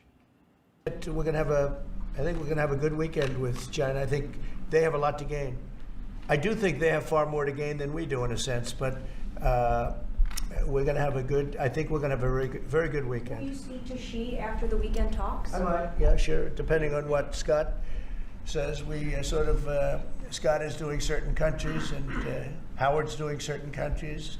I mean, I wish I had like 10 more of each, then we could do them all at one time. But there will be a time we'll do a number of them. And we have an entire trade group. He does realize that, right? You can give them marching orders and start on all this shit, and all right. There'll be a time, I think I can say this, Scott and Howard, where we're just going to say, because we understand the countries, we understand what they want, where we're just going to make the deal. In other words, we don't need the country involvement because we've already had it. And we'll say this particular country, which had big surpluses, let's say, we had therefore deficits, that this particular country is going to pay a 25% tariff or a 30% or a 50% or a 10%. They're not paying it. What he means is American companies or American consumers will pay a 20 or 35 or 50% tariff on whatever they're buying from this country if he can't strike a deal with them. So though, if your business is predicated on goods from that country that you repurpose, you take a $10 shoe and you sell it for $100 because you get it from this place, then you're fucked. Whatever it may be. I think we should explain it now, Howard. One of the things we did here that we'll rarely do is on cars, we took it from 25 to 10 on Rolls-Royce because Rolls-Royce is not going to be built here. I wouldn't even ask them to do that. It's a very special car, and it's a very limited number too. It's not, one of the monster car companies that makes millions of cars. They make a very small number of cars that are super luxury, and that includes Bentley and Jaguar. Right. So consumers who buy normal cars, fuck you. You pay a 25% tax until such time as they move the factory here, which will take years. But if you're the kind of person who buys a Rolls Royce, 10%, and you can write it off. So we have some very special cars. So in order to help that industry, and that's really, handmade stuff. And they've been doing it for a long time in the same location.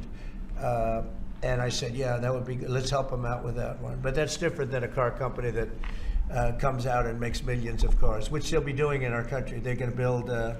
We have many factories, car plants being built or going to be built very soon. Yeah, more like going to be built very soon. 2 weeks from now, after his health care plan comes out. I think we can say that we'll be close to $10 trillion of investment. I think we're actually at that number now. Nope. If you double what you've said, which isn't even true. Add up some of the ones we haven't heard about yet. Yes, that's true. If you add up ones you haven't heard about yet. They have some going up right now. They have plants going up, and they haven't even spoken to us. They're doing it because of the tariffs. No, they're not. This is just a fantasy. Again, everybody would know this. This wouldn't be something they have to tell the president about. The news would be reporting on these factories, and you wouldn't have to go, oh, shit, really? They're building a giant factory in this area? Tariffs have always been used against us, and I never understood. I used to sit back. As you know, China paid hundreds of billions of dollars in tariffs when I was president, but until no, they didn't. China never paid anything, and they really did a big number on us. Obama put a 25% tariff on Chinese steel. We've done it multiple times. There are industry-specific tariffs in China that have been around forever. Standpoint of trade, but we are using tariffs now for our benefit, and we have now close to $10 trillion. Think of that, 10 trillion. If you look at the past administration, and we're talking about over, essentially 2 months, because we could say 3, but it took a little while to get the office in perfect shape, right? It took a little. By the way, this is all bullshit. He's stacking numbers. And in the case of Apple, for example, they're talking about an investment that they make on the regular that they had already planned, Most of the stuff from TSMC and from Intel were about plants that were being built because of the CHIPS Act. To get things done. But once we started, when you think of that, close to $10 trillion of investment, you've had years where the United States wouldn't do that wouldn't do 1 trillion in a year, wouldn't do anywhere near 1 trillion. We did 10 trillion in gibberish. So it's amazing what's happening. We're getting calls from, and that has to do with chips, has to do with cars. We used to make chips. We had Intel, and we used to make chips. We had a monopoly on chips. Everything was made here. And now, over a period of years, because of presidents that didn't know what they were doing, they allowed that business to be stolen from us. Most of it moved to Taiwan. You do realize that we don't have nationalized computer tech firms and that they can do whatever the fuck they want, and that legally they're allowed to make them wherever they can make them the best. And you probably were in the same position, right? Because you had a lot. There's just government subsidy. Chip making capacity, but they moved it in. And if we would have said, that's fine, if you want to move it to Taiwan, that's good. But if you... They didn't move it to Taiwan. Taiwan started making them really well, and everybody went there. To sell back into the United States, we're going to put a 50% or 100% tariff on. They would have never left. But we had people sitting here that didn't understand that, and it's too bad. But now they're coming back because I'm saying it about 40 years too late, but they're coming back. As you know, we have the biggest chip makers in the world spending, in one case, $300 billion, in one case, $500 billion. Which overlap and become $200 billion? Same as Apple. And in another case, $200 billion. And we're going to have a large... Which, if you add those up, $11 trillion. A very, very substantial share of the chip-making market. This weekend is going to be a friendly visit, but do you expect that it will just be a formality to break the ice, or are they going to get into substantive negotiations? I believe so, yes. I believe it's substantive, yes. I think people like to say, yes, we're having a meeting to meet. Well, we're meeting, so what are we going to do? Talk about meeting again? I think it's going to be substantive. I think we can say that, right, Scott? Very substantive. Now, China wants to do something. And look, they have to at this point. You know, essentially, they made $1 trillion a year, and now they have absolutely, no business because of the tariffs. They have no business. And they want to have business, and we want them to have business. We want them to do well. We want them to do very well. So I think it's going to... Do we, though? I mean, look, I guess as much as any other country, but as far as depending on if India and Pakistan blow each other out of the fucking, I guess I was about to say water, but off the face of the earth, wouldn't you just want to craft a situation where the majority of those things are made at a reasonable price, but without forced labor in another country? Like, why? The only way they're going to succeed is to continue to use like Uyghur forced labor and the like, or automated factories. In which case, why wouldn't you just have the automated factories over here, making whoever owns the factory rich as opposed to someplace over there? Like, this is dumb. Substantive. Because business has slowed down, as you mentioned. We're seeing, China. But we're seeing as a result, the ports here in the U.S., the traffic has really slowed, and now thousands of dock workers and truck drivers are worried about their jobs. Yeah, no, that means we lose less money. When I see that means we lose less money. Look, China. Well, again, what the fuck are you talking about? We're buying stuff from there. How are we losing money in this situation? It's making over $1 trillion, 1.1 trillion, in my opinion. Different numbers from 500 billion to $1 trillion or $1 trillion. I think it was 1.1 trillion. And frankly, if we didn't do business, we would have been better off. Okay, you understand that. So when you say... Sorry, if we didn't do business, we'd be better off. Hey, awesome. Down, that's a good thing, not a bad thing. But we're going to make it so they can... I'd like to say they can do better, actually, in terms of the bottom line. We'd like to see China opened up so we can compete in China and, give people something that they've never had, access to something. That'd be great for the world. It would be great for our businesses. And I think it would be great for friendship. They don't have the consumer base for it. They're running out of young people.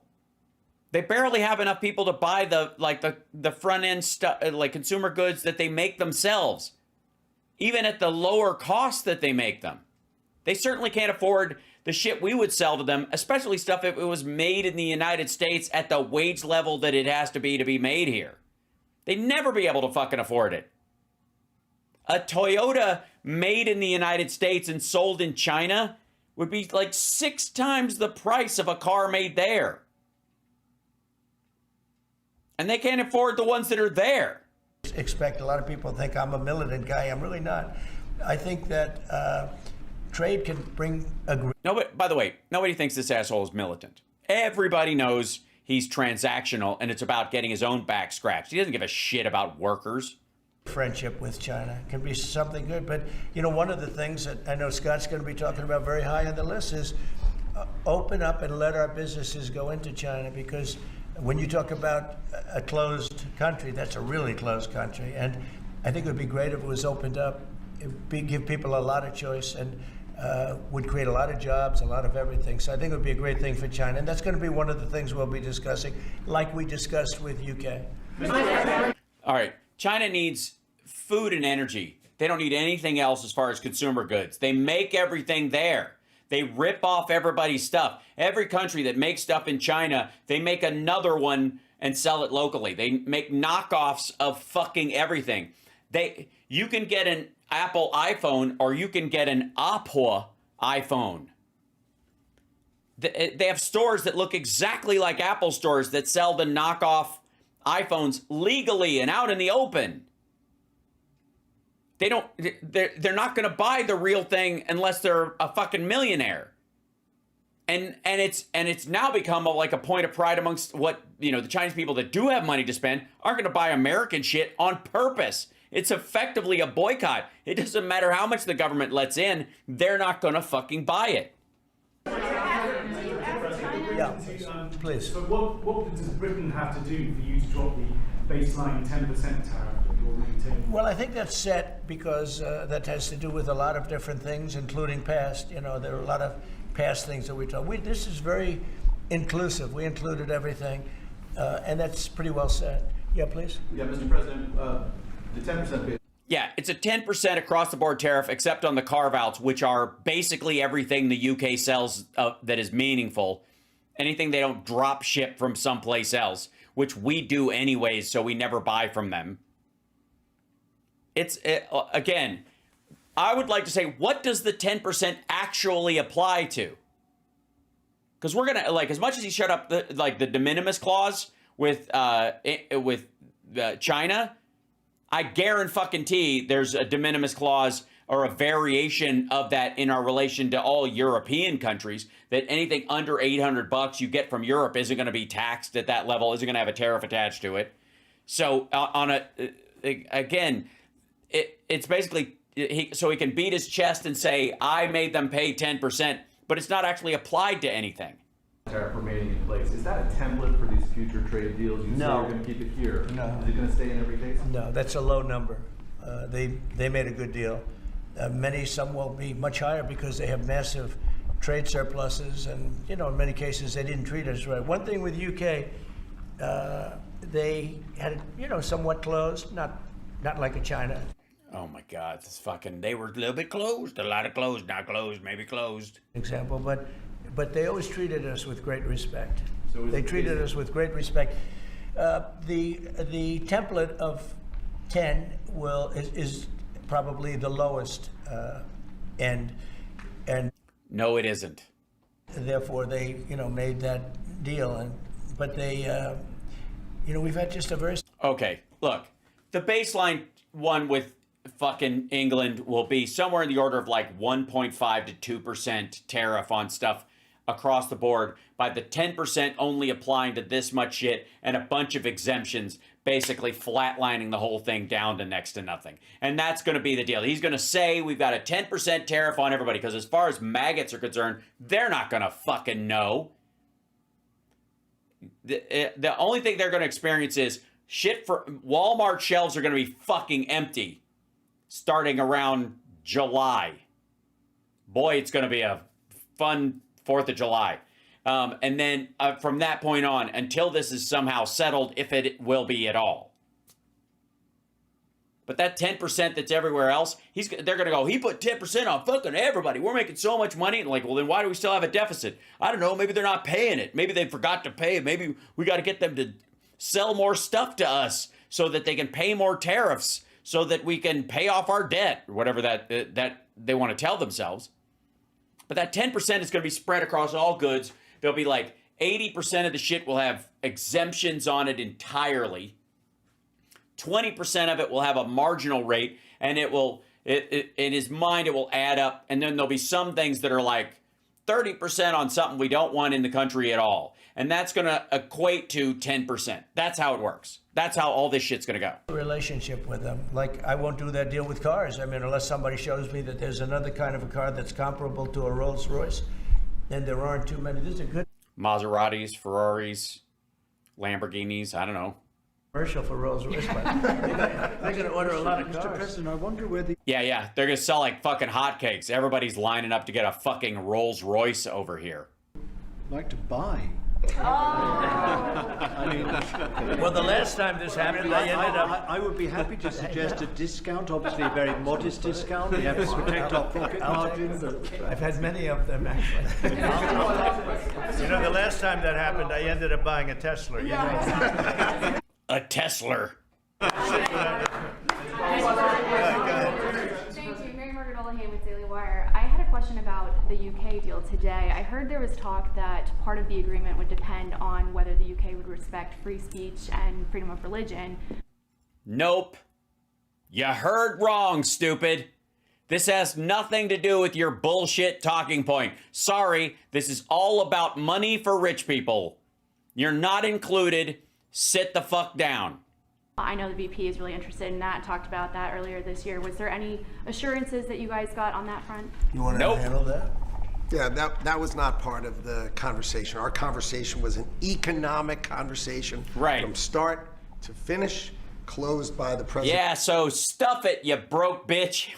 We don't have anything to do with it. Free speech. Shut up. Oh my God. Yesterday, this was a business deal, open their markets, and also... It has nothing to do with your little pet peeves about trans people, or shut up, you're ruining our money parade. Protect their workers, grow our markets, and help our workers. This was about business religion.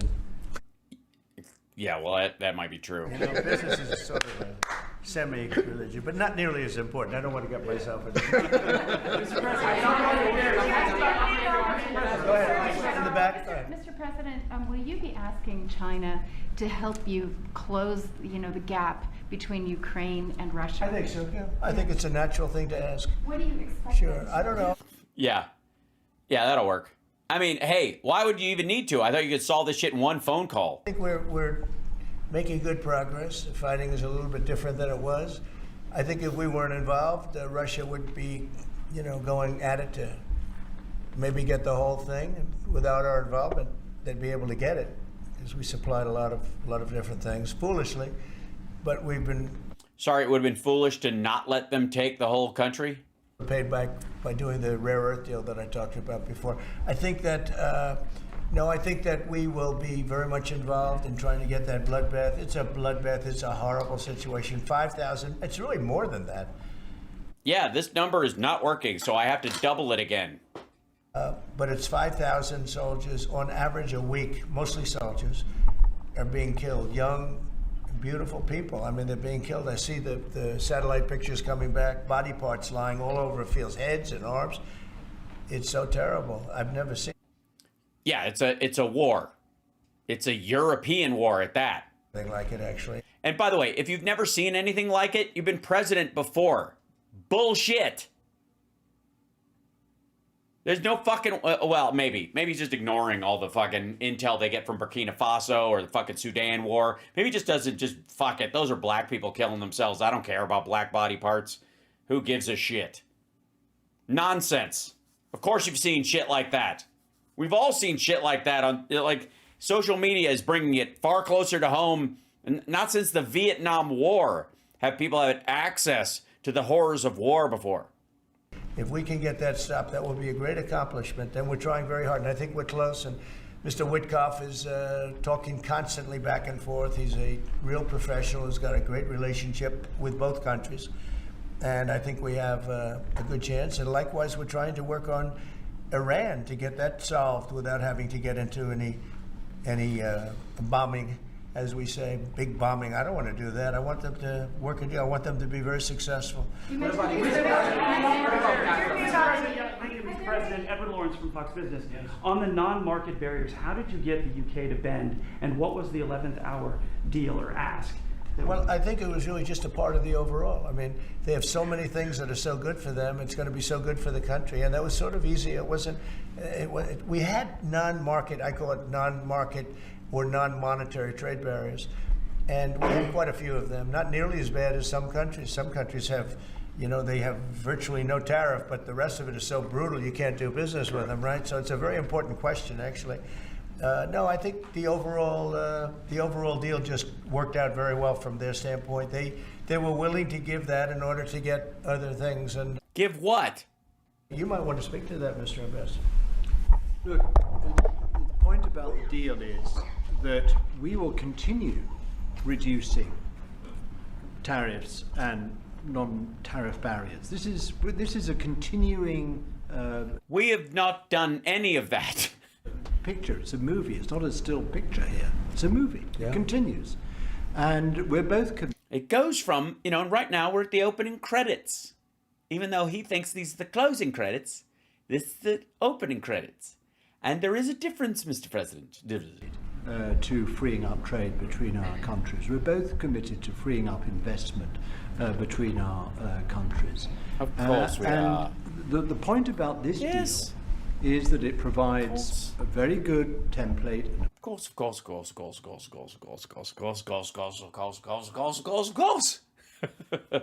Good launch pad for what we can continue to do and build on in the future. Launch pad. Sounds like a sealed deal to me. And that's what we're both determined to do. You know, many of the, well, better not say. Many of these, we'll keep it confidential. How about just one more little thing, right? It got the deal closed, and it was handled very well from the other side, too. But many of these things that we're talking about, we've been talking about this for 25 years. It's hard to explain when. Yes, because nobody that doesn't buy Rolls Royces gives a shit about the back and forth trade between the U.S. and the UK on that level. Like, this has never been a pissing contest. If you weren't sitting behind this beautiful Resolute desk, you just wouldn't get it. I have been hearing about making a deal with UK for 25 years. Gibberish. And especially around the time of Brexit. They wanted to make a deal, so they came out of Brexit and they make a deal. And because they had to. Honestly, that, like, Brexit is the reason why they have to make a unilateral deal, because they used to be part of the EU, so the EU deal was what they got. Now they have to make all their deals unilaterally. That's their problem. Oh, natural. We haven't been trying to make that just means we've been dealing with the fucking EU for 25 years then. Nobody was trying to get a separate deal with the UK when they couldn't make a separate deal because they were part of the EU. Couldn't be done. It couldn't be done. Good people. And this is a bigger deal. This is a much bigger, better, stronger deal for both of us than we ever even contemplated before. It's a big deal. Rich? I love how this guy's head shakes no while he's saying, yes, absolutely, great. Everyone said that it would end in failure, it would end in tears, and it hasn't even started yet. No dear. Ended in exactly the opposite. Yeah. But it is exactly the opposite. It has started in tears. It has started in failure, which is the opposite of ending in fear and ending in tears. Mr. President, can I say that is due to Secretary Lutnick and Ambassador Greer, who've been absolutely fantastic. But yesterday I received a call, a very diplomatic call that just edged things over the line, and that was from your new ambassador. in the United Kingdom. Who is terrific. Right? Warren Stevens, he's here. Where is Warren? Right here. Hello, Warren. He's flying to London tomorrow night. He's going to be very popular with the British people. He's going to be a very successful ambassador. Boy. And? Were you disappointed? And he's got plenty of cash. That guy's plenty of cash. Jesus Christ. Let's just make another. And he's one of my other billionaire, millionaire, dickhead friends. Venture capitalist, hedge entrepreneur, businessman with billions of dollars. Like everybody but Greer is rich. Greer might be rich too, but not on that scale. We need some more big spenders. Yeah, go ahead. Are you planning to meet Ursula von der Leyen? You're going to go ahead fast. Yeah, are you planning to meet Ursula von der Leyen, the president, or do you plan to cancel anytime soon? Oh, she's so fantastic, right? She's so fantastic. I hope we're going to meet. Yeah, the answer is yes. I saw her a few days ago. And I think that we'll definitely meet, yeah. The European Union. Are you going to meet Ursula von der Leyen? Big thing, they want to make a deal very badly. You know, everybody wants to make a deal. Look, everybody wants to make a deal with the United States, and we're doing that, and we're going to make fair deals. I'm just honored that this was the first one. Go ahead, please. This isn't the first one. It's not done. Federal Reserve Chairman, Mr. President, says that you would have to call him for a meeting. Do you plan to meet with him? And what do you think about? It's like talking to a wall. He should be. What do you think about not cutting? The Bank of England cut today. Well, the Bank of England cut. China cut. Everybody's cutting but him. Yeah, we're the reserve currency. Ours actually matters. China changes the value of their currency every day. It's, you know, I don't know. We'll see what happens. It's a shame. I call him Too Late, you know, Too Late Powell. That's his nickname. And it's a shame. It's ridiculous. So, meeting, he's always too late. But that's why I gave him the nickname. There you go. A nickname. Thank you, Noel. Yeah, we all do. Although I like the fact that Vance is just standing there like a dickhead this whole time. Like, I wonder if there's a single question for him. It's not going to matter that much because our country is so strong. We're so powerful. Thanks, Joe Biden. In terms of economic strength and what. Thanks, Joe Biden. Done and I'll tell you what. If we didn't have our first term, you wouldn't be. We created things in the first term. We cut more regulations than any president in history. We gibberish. Taxes more than anybody in history. Gibberish. Very big factor is going to be the tax bill that we have right now, the one big beautiful bill, as we call it. Yeah, that's not happening. Which is all encompassing, the biggest tax cuts ever in history, bigger than. How many pages in that bill? Huh? How do you think anybody's read this bill? Do you think you're going to hear that shit about the big beautiful bill? Anybody? Do you think we're going to hear them go? Has anybody actually read this fucking thing? All the way through? Nobody's had time to read this, and we're going to vote on this thing. It's big, beautiful bill. It's like the biggest bill in history, $1 trillion for the military, and nobody's even read it. You think they're going to hear any of that shit? Yeah, I don't think so. The first time, and the incentives, even great for the UK, because it'll make us so strong that we're going to be doing more business with you. It's a very important element for taxes, for every aspect, regulation cuts. That bill. Like what? What regulations are you cutting? All that clean water and clean air shit? I believe it's the biggest bill of its kind ever in the history of this country. And so you're going to read the whole thing all the way through, obviously, before you sign it? Johnson and Leader Thune have done an incredible job. I mean, I'll let you know we have to get a vote, but we have a lot of support for that bill. Nope.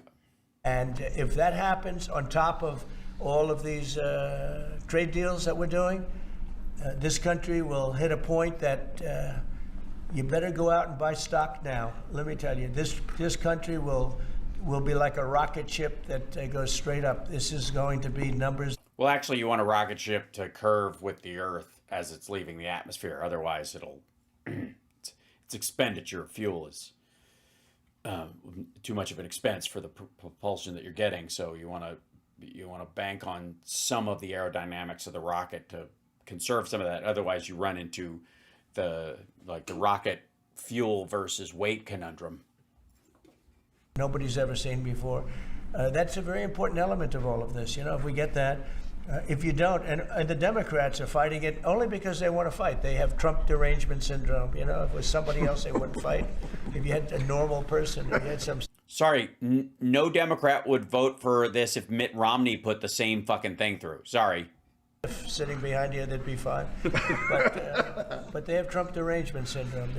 You know, Senator Schumer's become a Palestinian. Welcome. I don't know when they're going to. Yeah, this shit again. The ceremony, whatever the ceremony may be. It's terrible what's happened to the Democrats. So, very, very important element of everything, of what we're doing. Unrelated to today, but related in the sense that we'll do, if that passes, we'll do even. Yeah, Loretta, he has no idea what's in that bill, and he never will.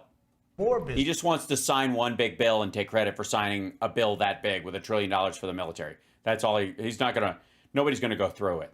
No. The UK. We'll have so much. It's the biggest tax cut in history. It's going to make our country. No, it isn't. They're going to extend the tax cut. The one that's just come through is that they want to. They don't want to extend his entire tax cut. They want to extend just targeted aspects of it, which would be smaller than the one before. It would still be they would still raise taxes on rich people some. That's the idea. That's what they think they can pass, with some Democrats joining.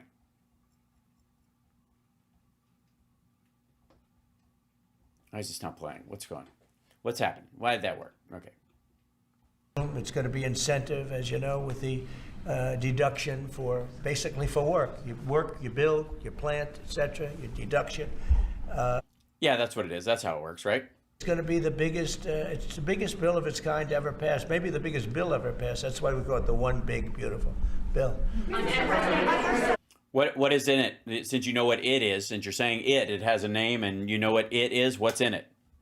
You just announced a new nominee for the U.S. Surgeon General who never finished her residency and is not a practicing physician. So can you explain why you picked her to be America's top doctor? Because Bobby thought she was fantastic. She's she's a brilliant woman who went through Stanford, and as I understand it, she basically wanted to be an academic as opposed to a surgeon. I think she graduated first in her class at Stanford, and then she became an anti-vaxxer weirdo, and now she lost her license to practice medicine in Oregon or whatever. Bobby really thought she was great. I don't know her. I listened to the recommendation of Bobby. I met her yesterday and once before. She's that's fine then. It's just the Surgeon General. Outstanding person, a great academic actually. So I think she'll be great.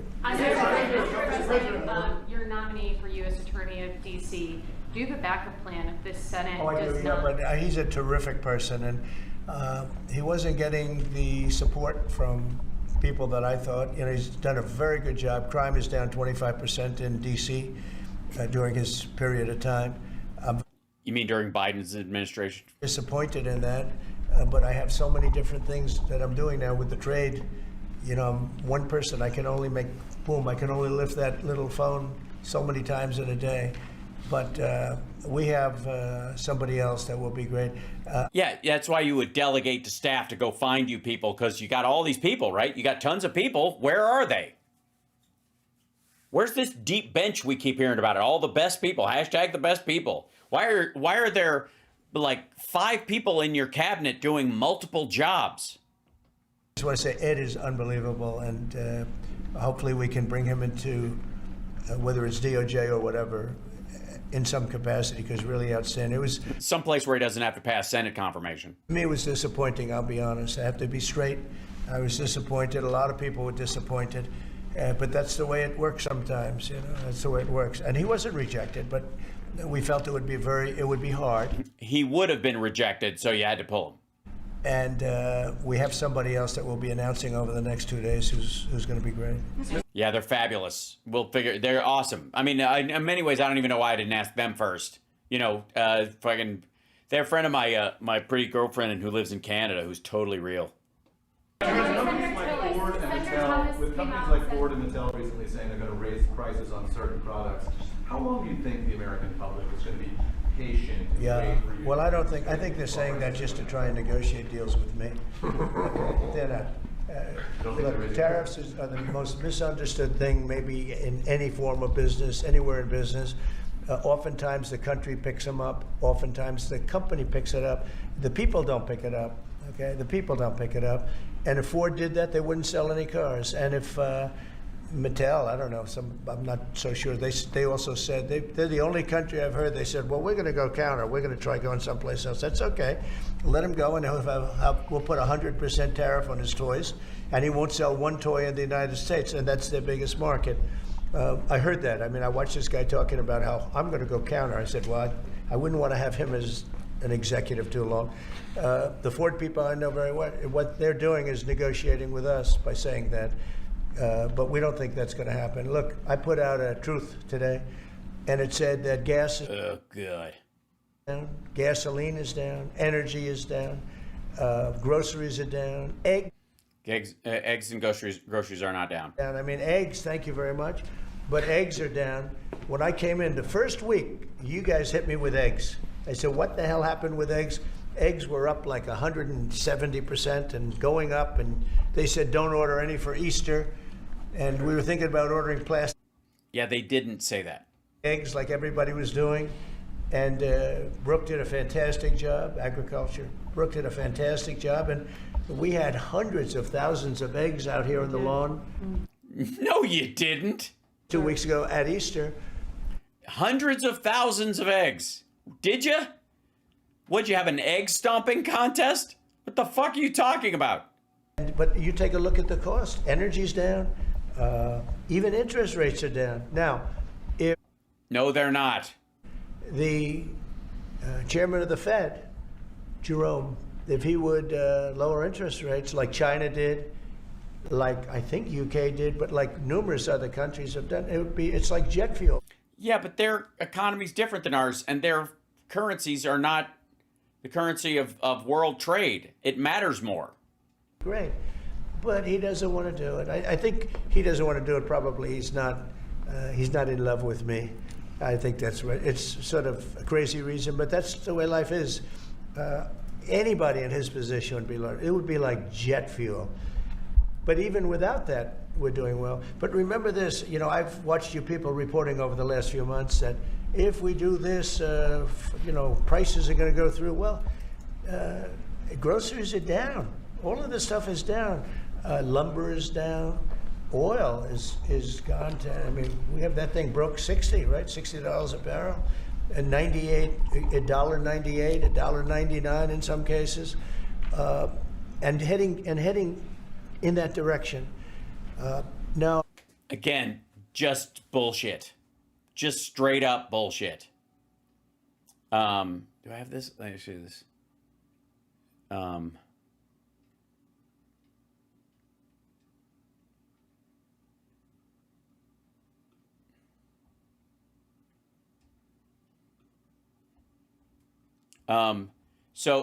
Meanwhile, while everybody's like, the price of groceries are going down, Marjorie Taylor Greene's boyfriend got Botox on Sunday in America, on Real America's Voice. This is how well things are going. If you're looking for a distraction, this asshole literally got, and he was like bitching the whole time, like, ow, this really hurts. He literally got like his eyelids done with Botox, which, by the way, this is not the first time he's done it. So this, like, they made it a TV segment so he didn't have to pay for it. But they all go get this done. Fuck, it's creepy. Jesus Christ, why? But you know, pay $700 to $1,500 to get botulism injected into your forehead, while Americans are, you know, I guess, I don't know, leveraging their house to buy a Rolls Royce because it'll be cheaper than a Toyota. What, hold on. Did I lose audio on this guy? What happened? Are you guys hearing it, but I'm not? Oh, yeah, look at that. It looks like my headphones are being a dick all of a sudden. I don't know why that would be.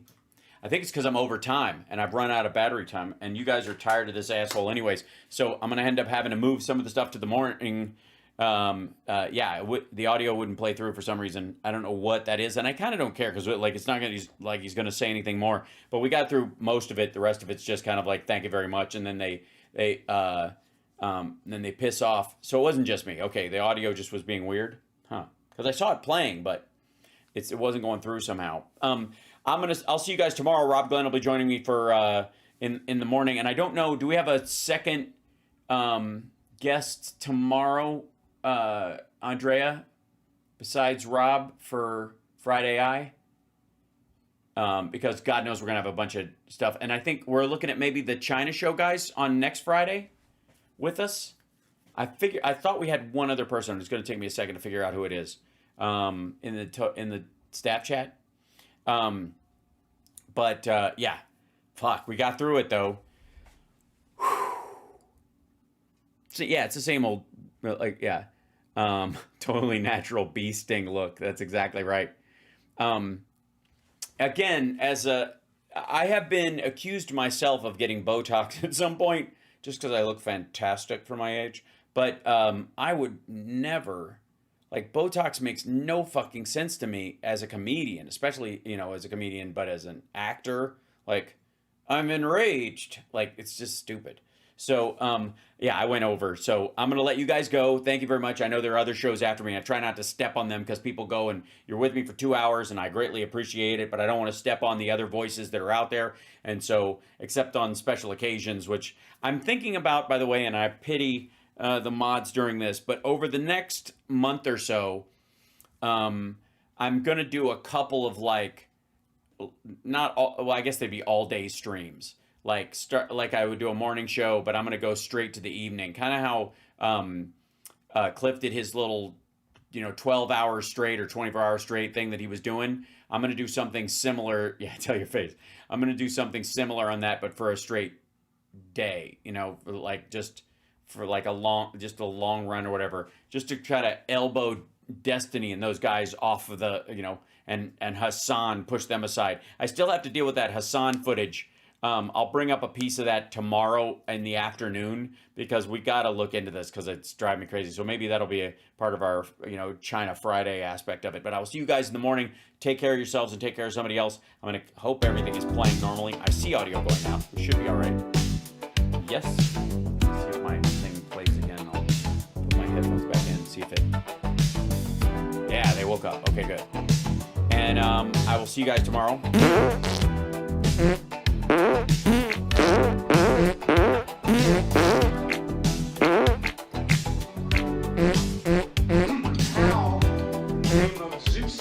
Butthole! Did you get out of yourself?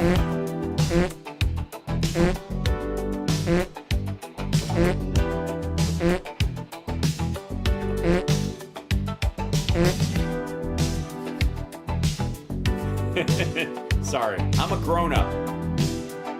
Hit that like, everybody. Annoy the maggot in your life. If you're on Facebook, give me an angry emoji on your way out the door. If you're on Twitch, subscribe for God's sake.